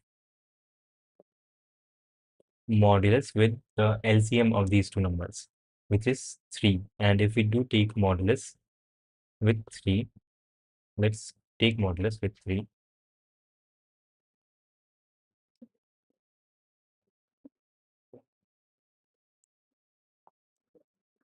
We will have 0, 1, and 2. And if we do take modulus with 3, for this we'll get 0. Yeah, we do have 0. Then for 5, we have 2. Then for 6, 0, 0, 2 for this again, 2 for this again, 0, 0, 2, 0. And in this case, the answer is actually 1. The answer is actually 1. So did we solve Da Vinci Code?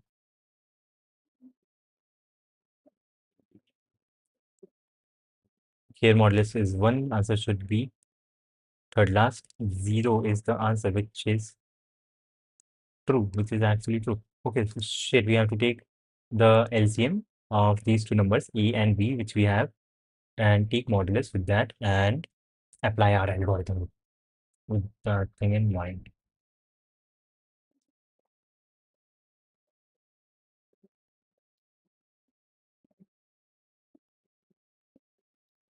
Minus 1, 1, and then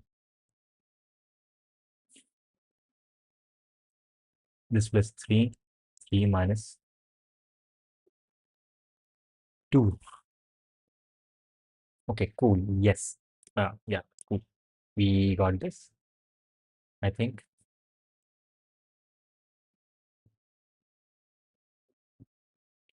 N,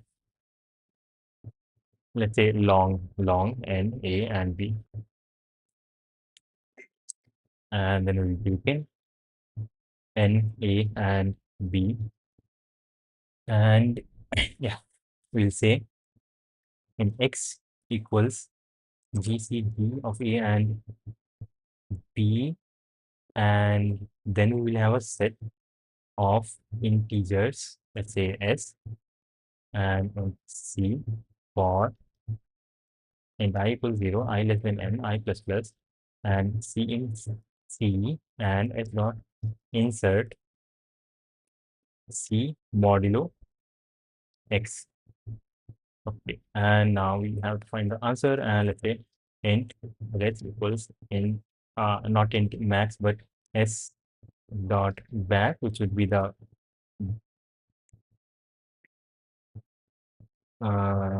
we have to get the largest number in this set, and that would be S dot end, and like minus minus go to this value.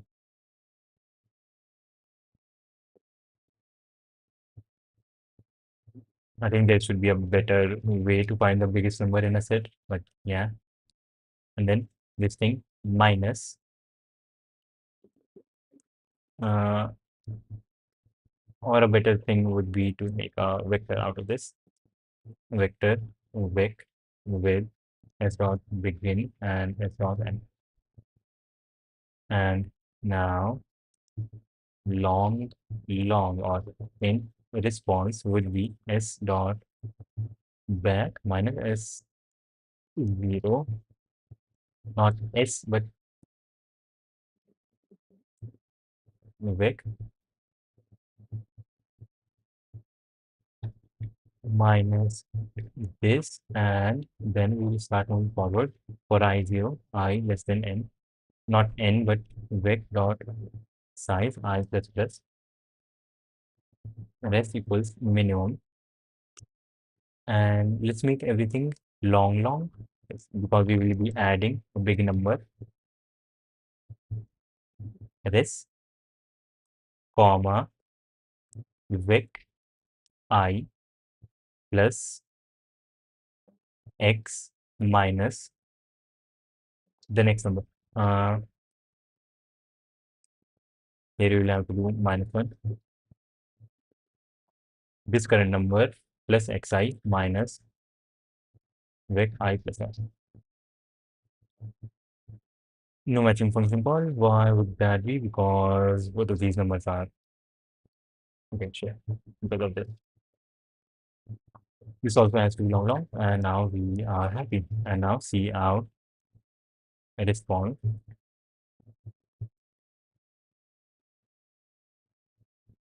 Let's see, and hopefully this does work. Okay, shit, cool. Yes, does work. That is pretty cool.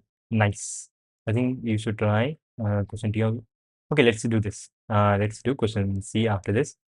When will you give contest, like actual contest? I think in a while, not in a while, but in I guess 1 week.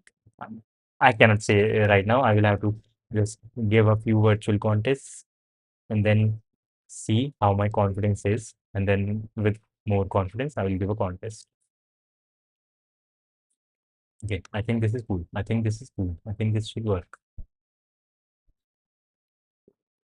Take in the numbers, take their GCD, S, make a set, take C, current number, take its modulus with X, which is the GCD, because I think that is the degree of precision that we have. At least it is working with the test cases. And then make a vector out of the set, take the initial set with the edge case when we are choosing the first element and the last element as the two elements, and then yeah, go side by side, and okay, let's see. And hopefully this works. Hopefully.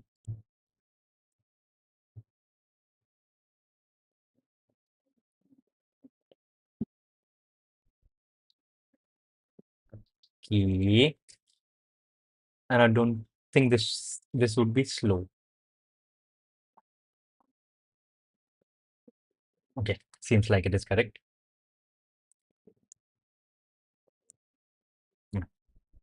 My solution similar to yours. Let's go. But I still cannot prove why this thing is true. I cannot prove why this thing is true. We will have a new message. I will not read it on stream. I will have to read the tutorial. Shit. Yes, of course. Mm, konnichiwa. Shit. Okay.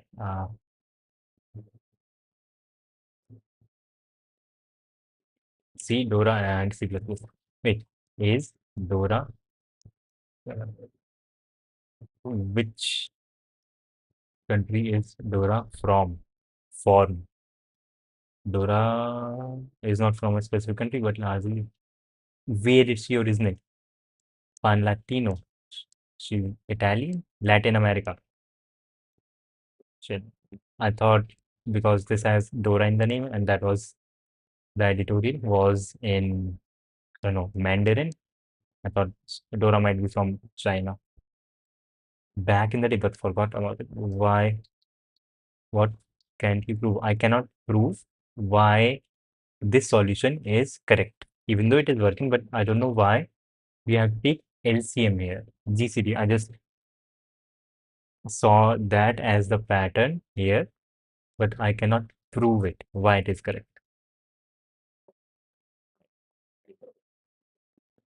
I think this would work because that is the smallest degree of this is something like uh shit, here Diophantine equation. I think this has something to do with Diophantine equation.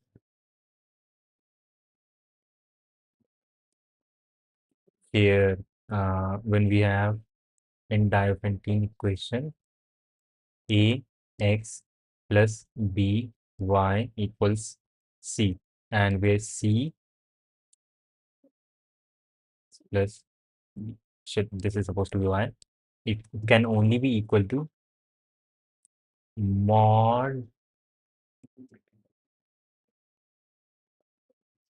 not mod, GCD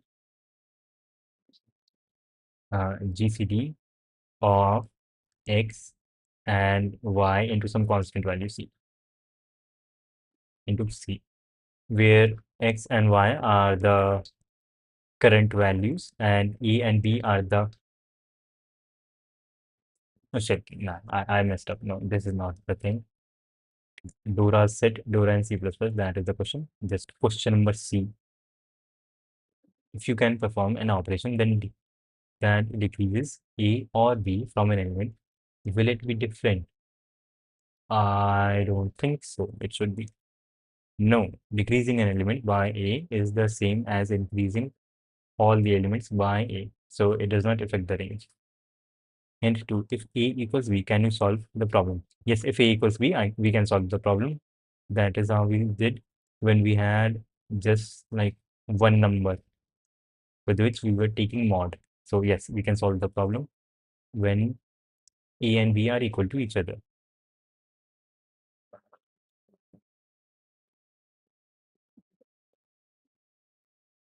Dora and C plus plus. Read the hints.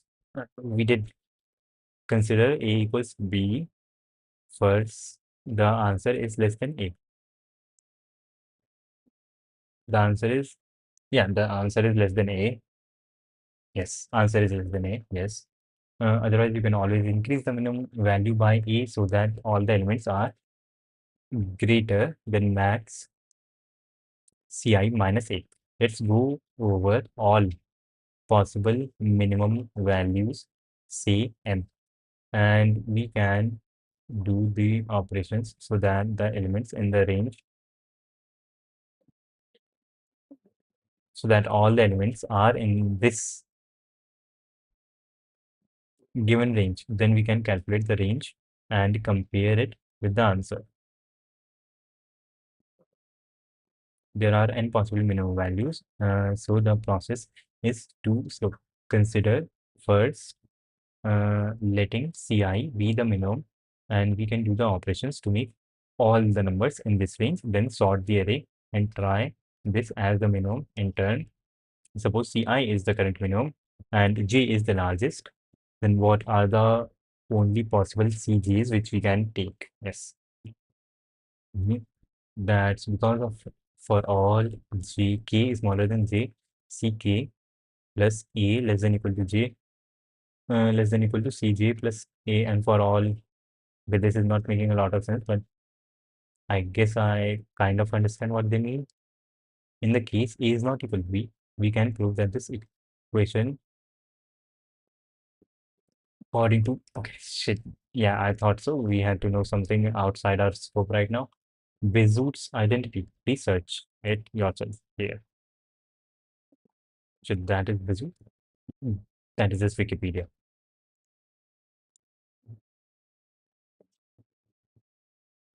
Bezout's identity. I'll look it up after. Okay, cool. So we have done three questions at this point, and we will do question C of yesterday's contest. And let's see. Let's see. Yesterday was revision 2. And not just see, it is 2 hours and 35 minutes. Let's give a virtual contest. That would be nice.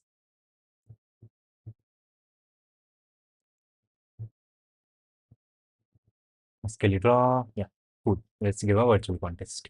That would be nice. Okay, I will have to go to the washroom first before giving a virtual contest.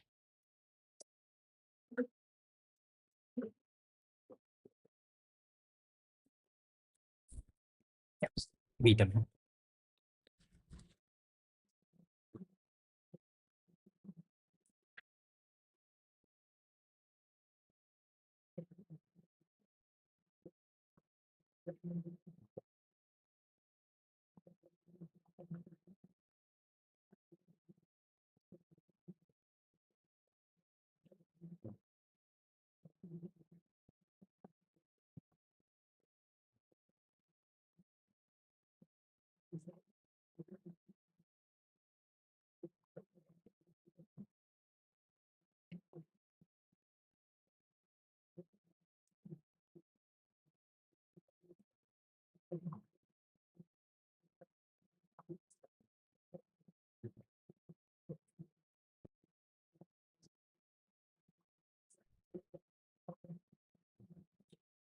Let's go.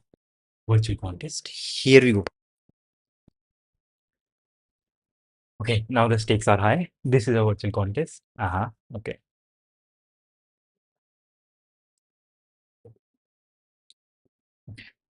Two,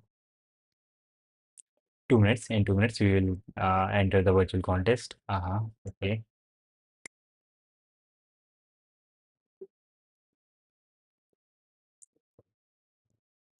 Cool. Shit. And who is the top at Code Forces right now? Mr. Jiangli and Mr. Tourist is right down, and Dominator 69 is LGM, which is pretty cool. And shit, he gained rating again in his last contest. That is cool. After becoming an LGM 78, and he was ranked 10. That is pretty cool.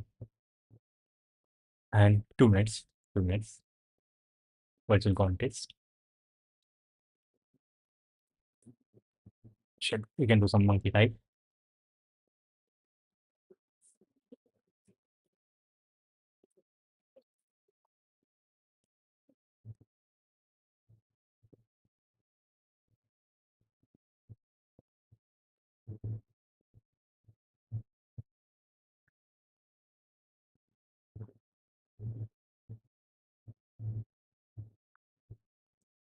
Shit, okay. That was actually pretty cool. That was good enough. That was good. 1 minute. Okay, and in 1 minute, I can show you. I did some work yesterday on the Reddit, or not Reddit, Redix project. Redis. I created a new branch and I am working on this folder, and I have written the event loop, and all the server side code is done. Only client side code is remaining, which is like literally empty. Common.cpp, common things which are required, data.cpp, single map, an event loop, which is working just fine, and the application code. Yeah, this was, yeah, this took time. This took time to write, but yeah, it is working now. And now a virtual contest. Shit. Okay. Cool. And also, I made a pull request on Mr. Primeagen's GitHub. He has a repository named anime in which he has waifu pictures, and I made a pull request in it. And I don't know if that will be merged or not. Quite cool.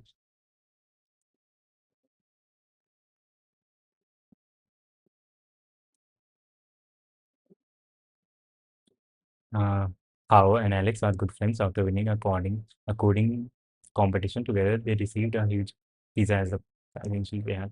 And slices each day. The following process takes place. If there are at most 2 slices remaining, Alex eats all of them.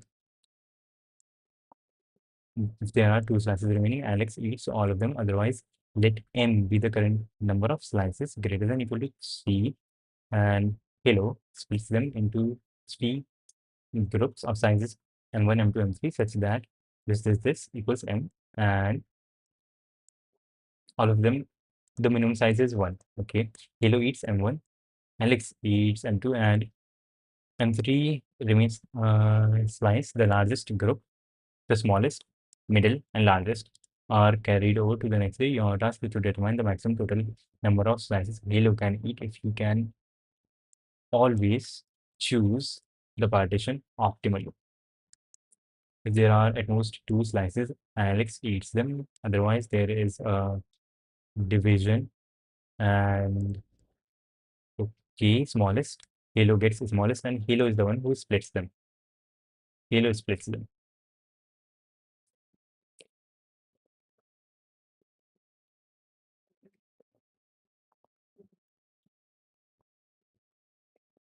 I think uh, if n is 2 or smaller, then Halo is 0. Answer is 0. But if m is greater, I would say, then Halo can eat.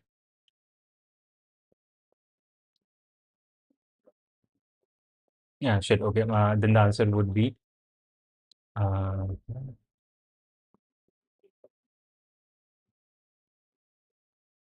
we'll have to divide n into three parts, and such that the difference is between all the numbers is 3. The smallest group, middle group, the smallest. And it would be pretty cool if, depending on if this number is divisible by 3 or not. Right. If the number is divisible by 3, then so the biggest thing is left for the next day. 1/3 is the best thing he can ask for. And if not 1/3, then number minus 1 divided by 3, that is the best thing.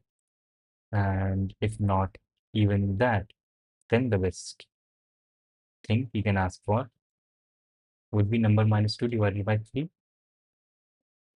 Yes, number minus 2 divided by 3, and we can keep moving forward and shift.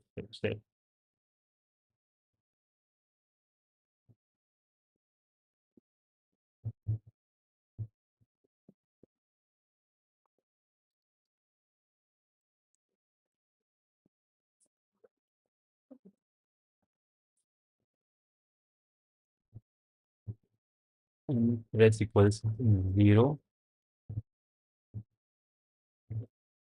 while n is greater than 2.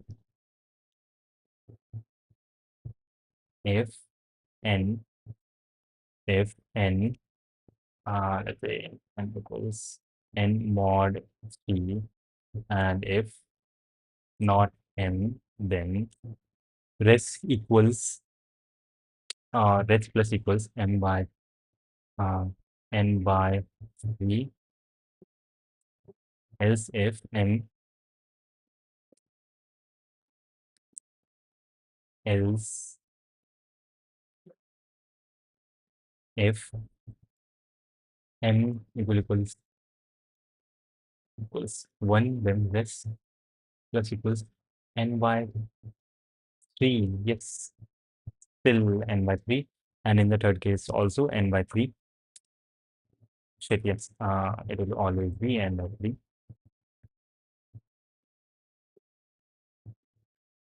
And n would be equal to n by 3 plus m.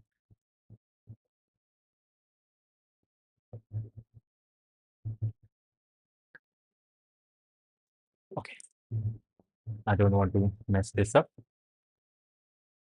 This is the first question. This is not B, this is A. Okay. Question number B, you are given n machines arranged in a circle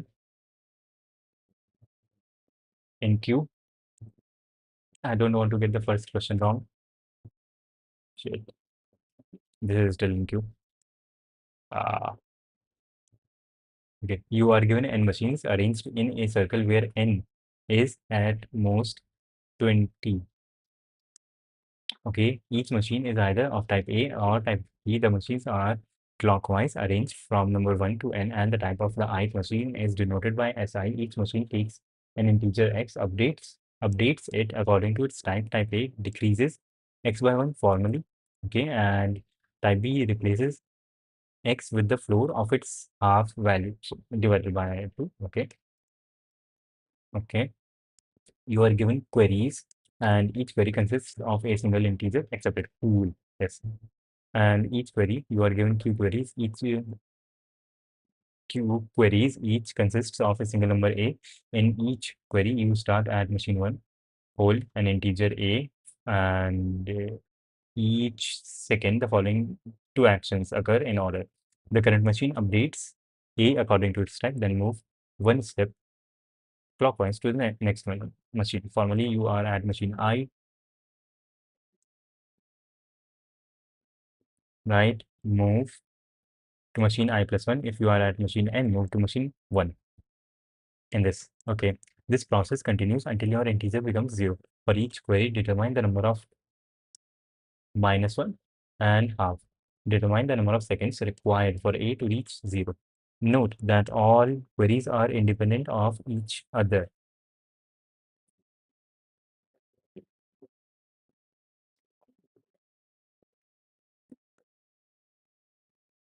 Queries can be 10 power 4.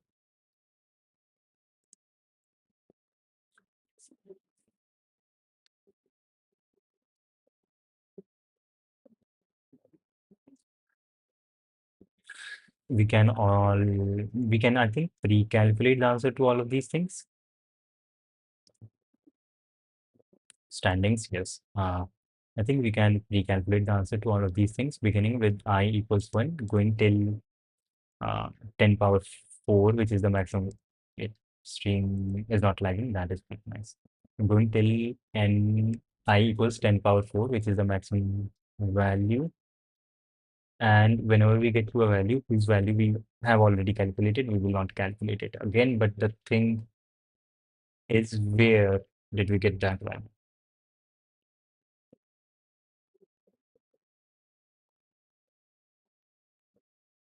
Half, half, half.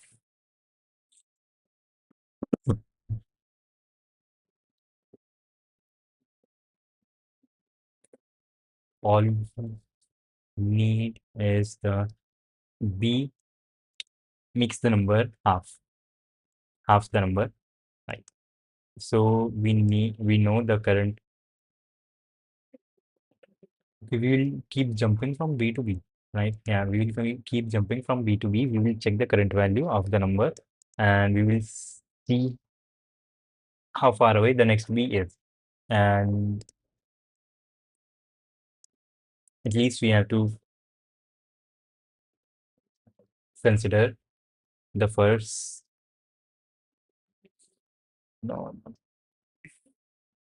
um, yeah, we will keep jumping from b to b. That would be nice. That would be nice, and we can do this on each per query basis, and we can skip all the A's. And since we are jumping from B to B, we are always reducing the number at minimum in half. So if the number begins at 10 power 4, then we can get it down pretty quickly in like log n time to calculate the answer for one number, and we have n numbers, so n log n, which is very okay, which is doable. So we just need to find out the index of each B, and yes, okay, and in a cyclic manner. Okay, cool. Yes, we can do this.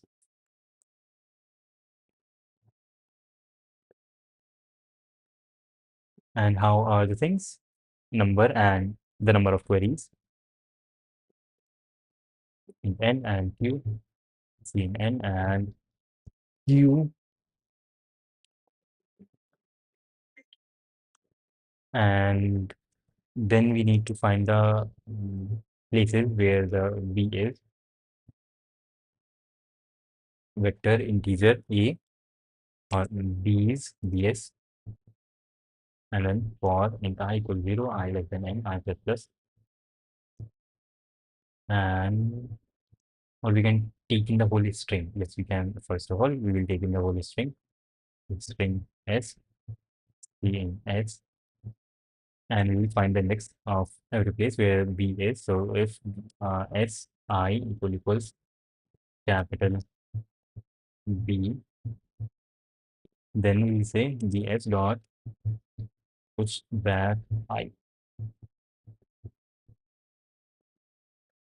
Now we will run for each queries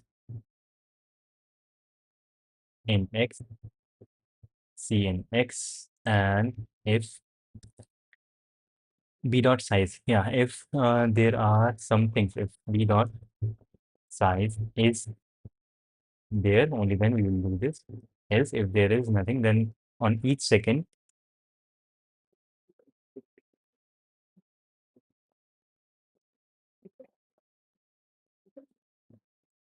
for should be 2. Yes, 2. Okay, 2. So answer would be x if there is no b.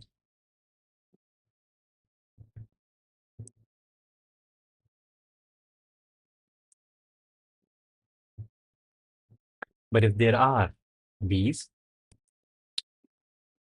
then and the number is non-zero, then first of all, we will execute according to whatever the first thing is. If in this equal, and yeah, we will like start a loop. Yeah, we will start a loop. Int time equals 0. Time starts at 0, and we will do while x is greater than 0, and depending should not just this, yeah, while x is greater than 0, and in each loop we will go through the whole bs vector I equals 0. I is the index of the b that we are at, right? Now, if a is 0 equals or s 0 equals a, then x minus minus and time plus plus.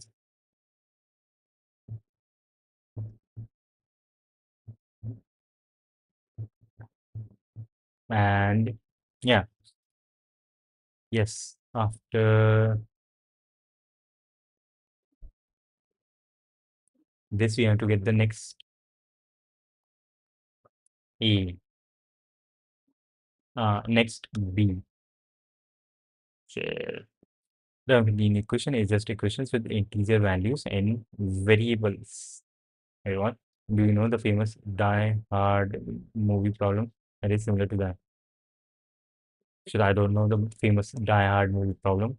The 17 equation is just equations with integer values and variables. It is should there is a full Veritasium video on the 17 equation or something similar. But yeah, I was playing chess yesterday and I lost horribly. Not yesterday, day before yesterday, and I lost horribly. Yes.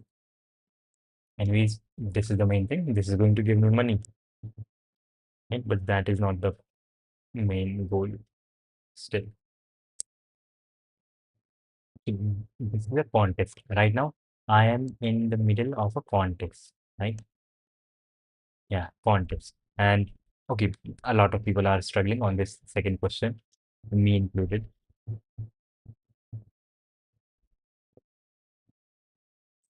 Okay,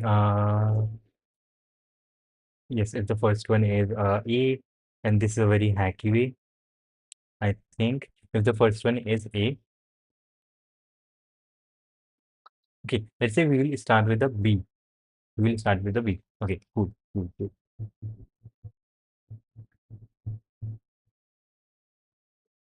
else, which means that the first one is a b, then x divided by, or x left shift by 1, and time plus increase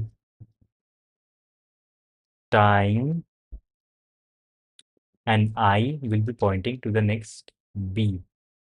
I will be pointing to the next b. We have already executed this one, so I plus that. Okay, so I is pointing to the next b. Okay. Now, while for I is smaller than b s dot size I plus plus, and not just this, I has to be smaller than this, and also x has to be greater than 0 to continue.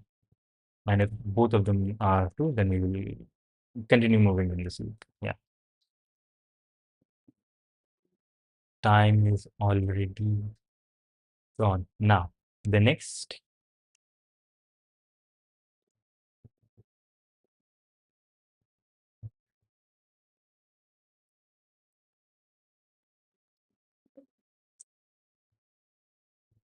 now, if I smaller than bs dot size minus 1, that is, after this, there is a normal b out there, then I need to see the difference, like how many a's I will go through if x is smaller than or equal to the number of a's which are going to be in the middle, and the number of a's which are going to be in the middle is going to be bsi plus 1 minus bsi, and if x is within that range, then time plus equals x and break.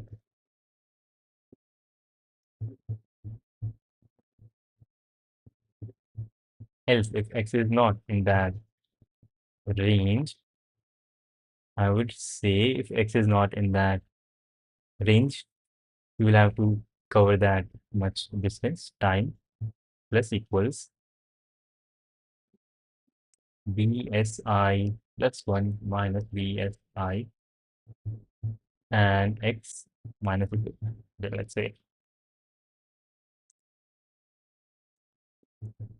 distance would be bsi I plus 1 minus bsi,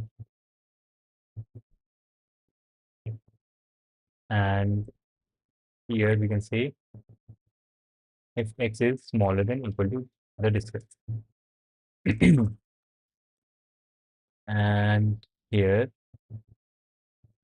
distance and x minus equals distance, and since x is this, so we will execute the b, the current b, and time distance.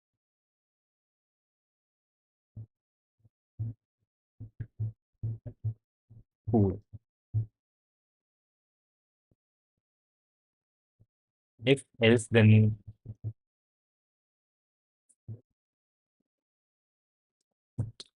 if x, then we will just go till the last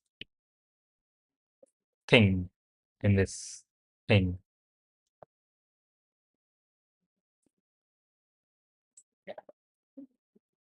Shit. But what if B is the first and the last? This will also still work in that case.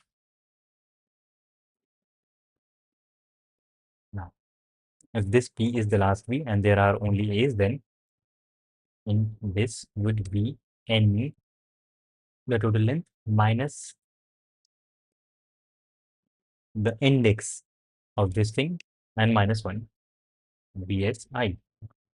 This would be the distance. And if x is smaller than or equal to this, yes, we are repeating code, but this is okay. Shit. Yes, x, and x equals 0. If we are within the range, and here also x equals 0. But If that is not the case, still, this is the only thing that we will do. If that is not the case, then we will do x minus equals distance time plus equals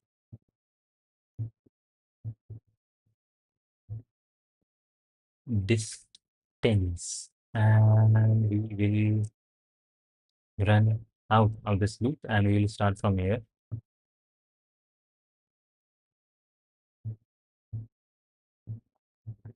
Yeah, cool. Seems okay.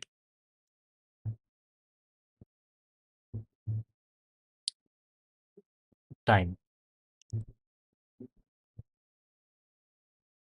And hopefully this works. And this doesn't. Okay, 32. That is a lot of time.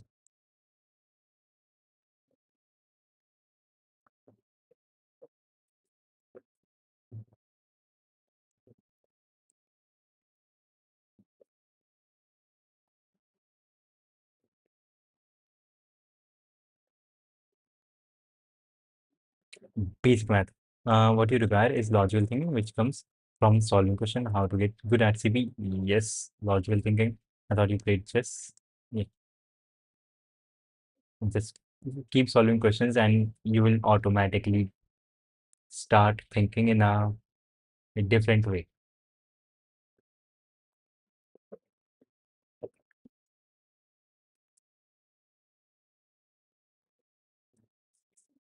BS dots.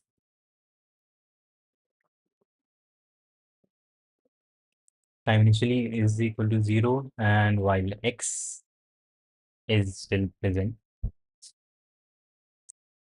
what would you say? Time is right here, and instead of printing time here, we say print time here, and we will say here time equals.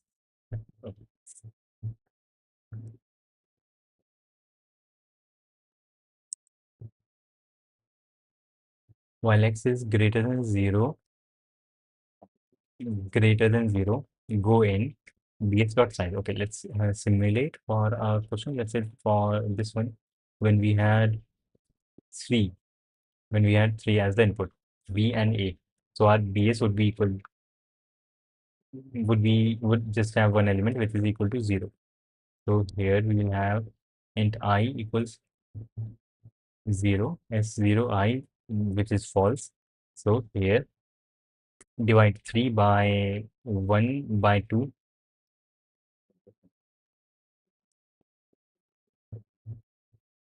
I missed one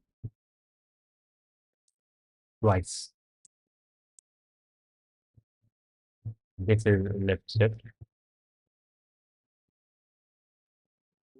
Okay, shit, it is still wrong in one specific case. Okay, third last, which is supposed to be 5 for 32. I said 4, but the answer is 5 for 32 in this.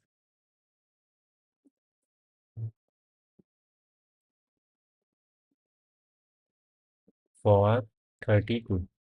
32. Okay, so we will start from here, and number instantly becomes 16 and time is 1. And then we see a 16, like, are these ones going to be enough? Nope. So we reduce 16 by 2, and this becomes 14, and time also increases for this, and we are here now. And we do execute this one.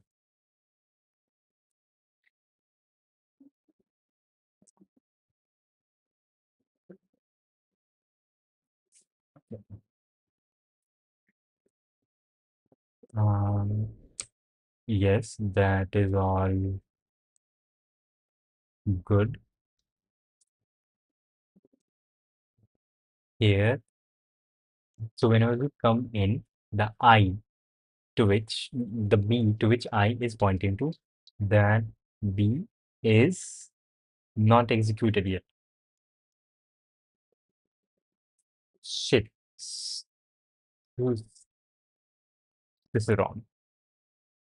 That B is not executed yet. Shit. That is not executed yet. So we have to do it because in here we are checking with the next B, checking in with the next E. Well, first of all, we will have to execute this current B. Uh, yes, for which we will do X right shifted by 1 and time plus plus. And then we will see if I is within the range. I is within the range. If there is like a new B to the right of this current B, which we have just executed, and if there is, then this is the distance, and is X smaller than distance, smaller than the distance. If it is, then make X equal to 0 and break and increase the time by X, because that is how much time it would require to make X equal to 0. Else, if that is not the case, then time plus equals distance. Yeah, go the whole way. And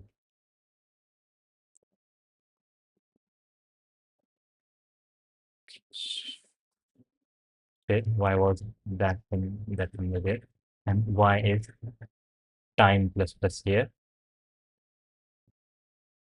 Yes, this means if the current distance to the I does not cover everything, then we will do this. Yeah. And cool. We will increase time by this distance, and that would mean we are there at the new B, and also X minus, we remove the distance, yeah, from X. And here for else statement, when we are at the last B, in this case, we'll take the distance, we will take the number of A's which are to the right, which in this case, be as I. Yeah, this would be the number of A's, n minus 1 minus the current index of the B, that would be the number of this, and then distance, increase X, make X equal to 0 and increase time by X, otherwise decrease X and increase the time, and cool, everything will be handled. I think that should be okay. That should be okay. That should have been okay. That is not okay. So we are messing up with the last two questions.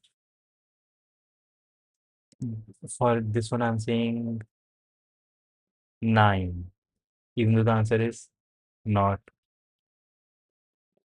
9.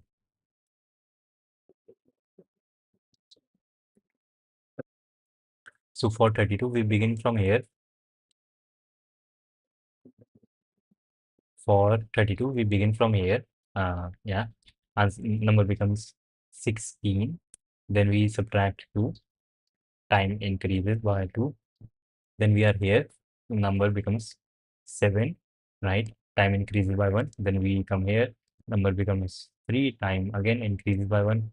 And we are here. Number becomes 2.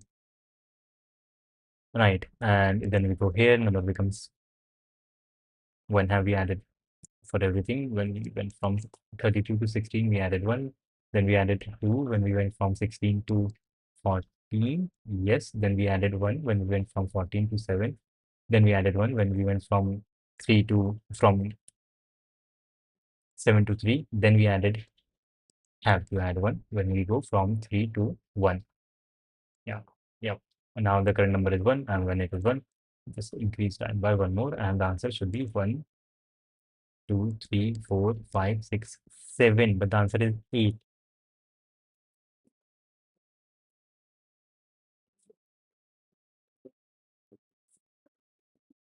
This is one loop iteration. The length is 1. Length of this thing is 1, 2, 3, 4, 5, 6, 6.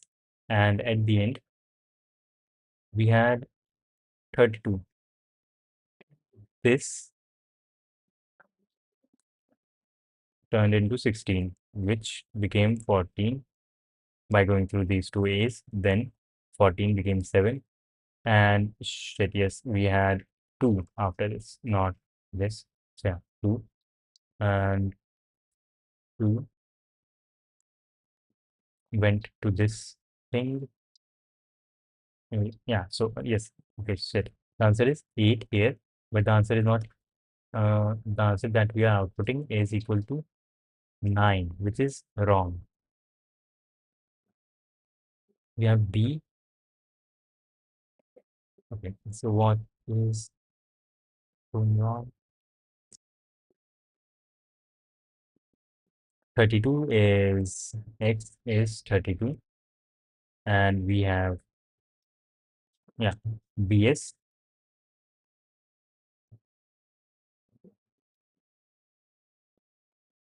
BS is equal to 0, 4, and we have N equals 6. 6, yes, 6.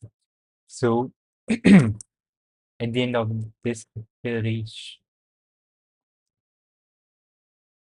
okay, why is this thing happening? Yes, this is supposed to be happening.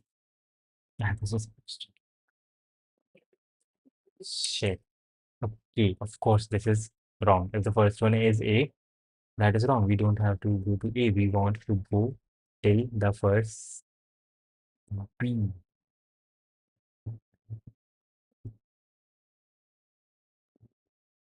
Or distance is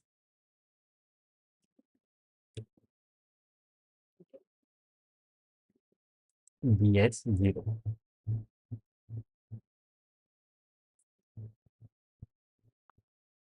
And if X smaller than equal to distance, then you say X becomes uh, time plus equals X, and X equals 0. And that would be the answer.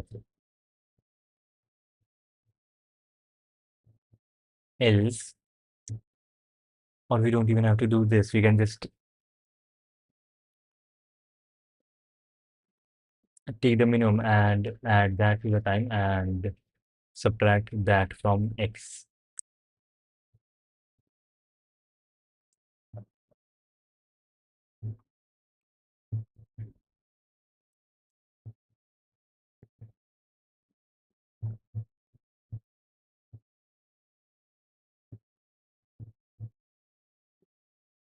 So time plus equals N and X minus equals N. If minimum is equal to X, X will become 0 and time will increase by 0. If the next index is minimum, then that should be reduced from time and this should happen. This should, okay. And we can do the same thing here. Int mn equals minimum of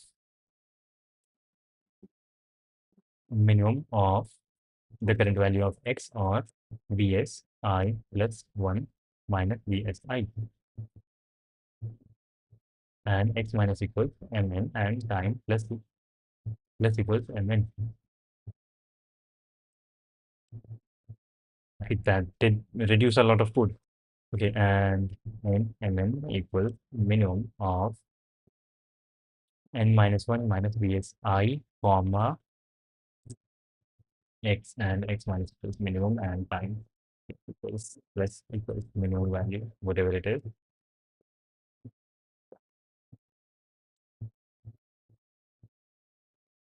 Let's see, and this is also wrong. Shit. Again, the same problem, the same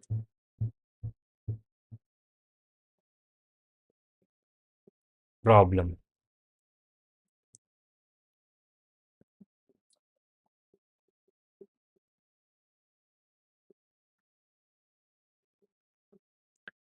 Let's output X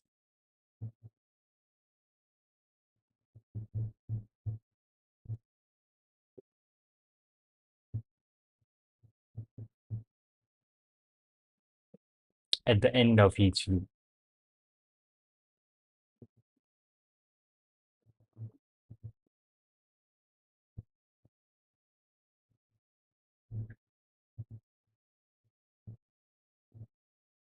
But we have this one test case.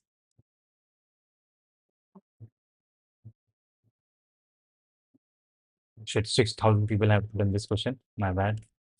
We have just one test case where 6 and one query, and the number is B A A B B A A B A A A A B B A, and the query is 32. Okay, number was equal to 32 makes sense. Okay, it was never equal to 13. That is just wrong. 32 divided by 2 here, it became equal to 16. 16, and if BS I less than BS, that's if there is next, yes, it is. And minimum should be equal to X current value 14, 16, 16, comma BS I plus 1 minus BS I. That would be the number of ones in between, in number of A's in between, which is 2. So 2 is smaller than 16. This should have been not 13 but 14.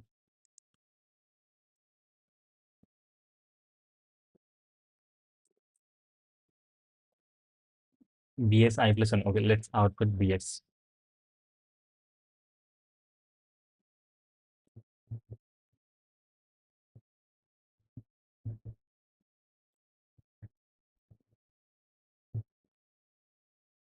One test case.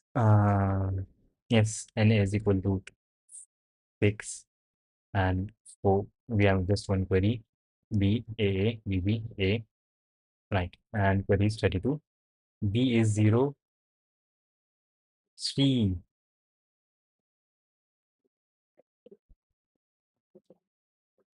Shit, next number minus 1. Shit. Uh,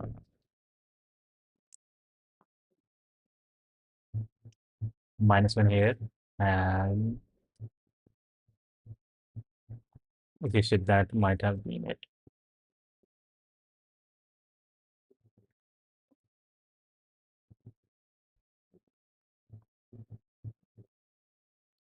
Okay, let's submit quickly. And I think this might be right. This might be right. And this is a context. How to start with CP without knowing much of DSA, just to start solving questions. You can start solving questions from this place, this website, CP31, and you can start from here, easier questions with a rating of 800, and get your mind working in a mathematical, logical way. I'm not saying it is not working right now in a logical way, but yeah, get your mind in as it is required for solving questions. And cool, okay, this might be correct. Might be running on test 2. Okay, okay, shit, this might be correct. This might be correct. Shit, time is integer. That okay, accepted. Cool. Okay, two questions done. My standings, not my submissions, my standings. 4,000. Okay, let's yeah, 4,000. Decreasing rapidly. Okay, now question number 3. See, you are given an integer k and n positive integers a to n, a1 to an written on a whiteboard where AI is from 1 to n, and both inclusive 1 and n. You may perform following operations: erase from the whiteboard and erase it. This operation can be performed at most k times.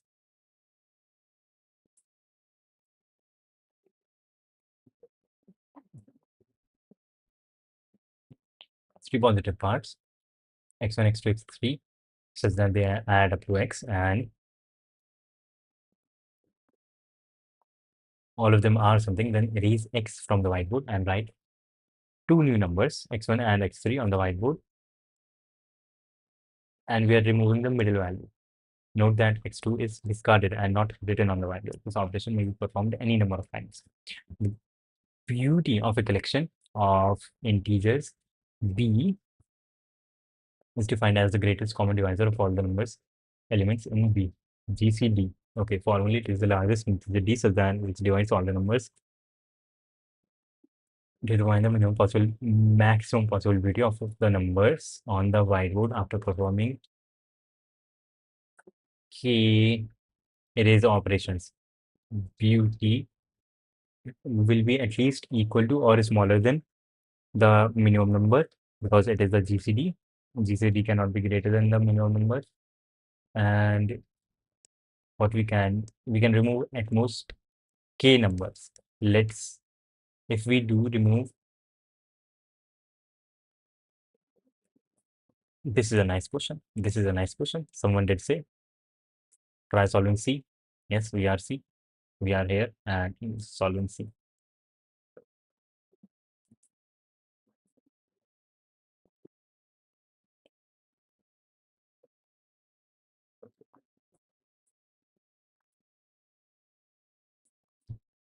Sure.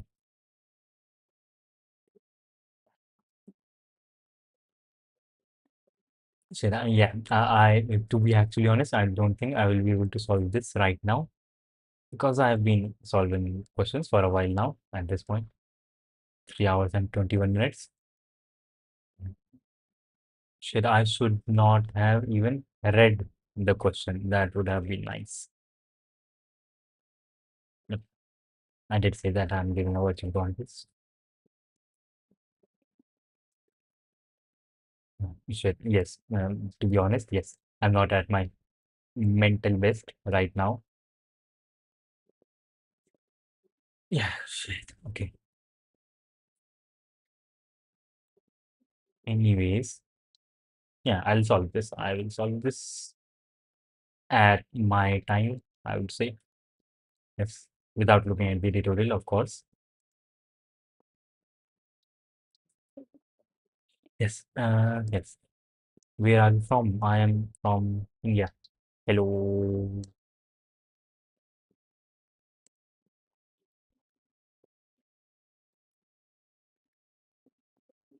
Yeah, I would say yes. Not right now. Not right now. I won't solve this question right now. I'm not at my mental best. I have been here for a while. I would say 3 hours are something. Anyway, this was a nice question and nice run.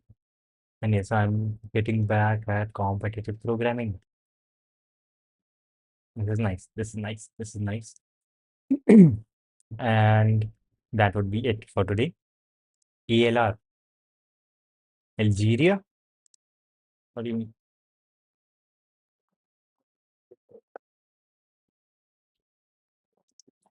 All right. Shit. I thought you are from Algeria. Algeria is nice. Algiers. Lol. And you're also from India. That is pretty cool. Yes, I'm from UP. That would make more sense to you, being from India. And weakest among the weaks. Shit, that is a position to have. Bro is at in a spectrum, at the opposite end of the spectrum. Hello, Himachal Pradesh. Shit, you are from up north. Anyways, and that would be the end of today's stream. Yeah, it has been long enough solving questions. Yes, you will just keep solving questions, and yeah, you will get better, just like that. The competitive programming, uh, yes, that is what we have been doing for the past 3 hours and 24 minutes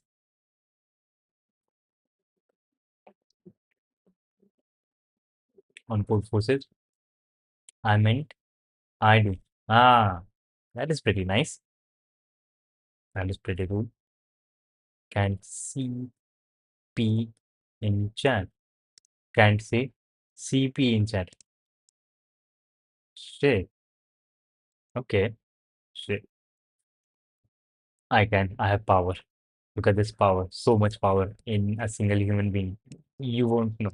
You wouldn't know how this feels. This much power. to be able to say CP in the chat. That is just too much power. And anyways, that would be the end of today's stream. And thank you for being here. I would like to rest for a while and eat some food. And yeah, thank you for being here. That would be the end of today's stream. And bye.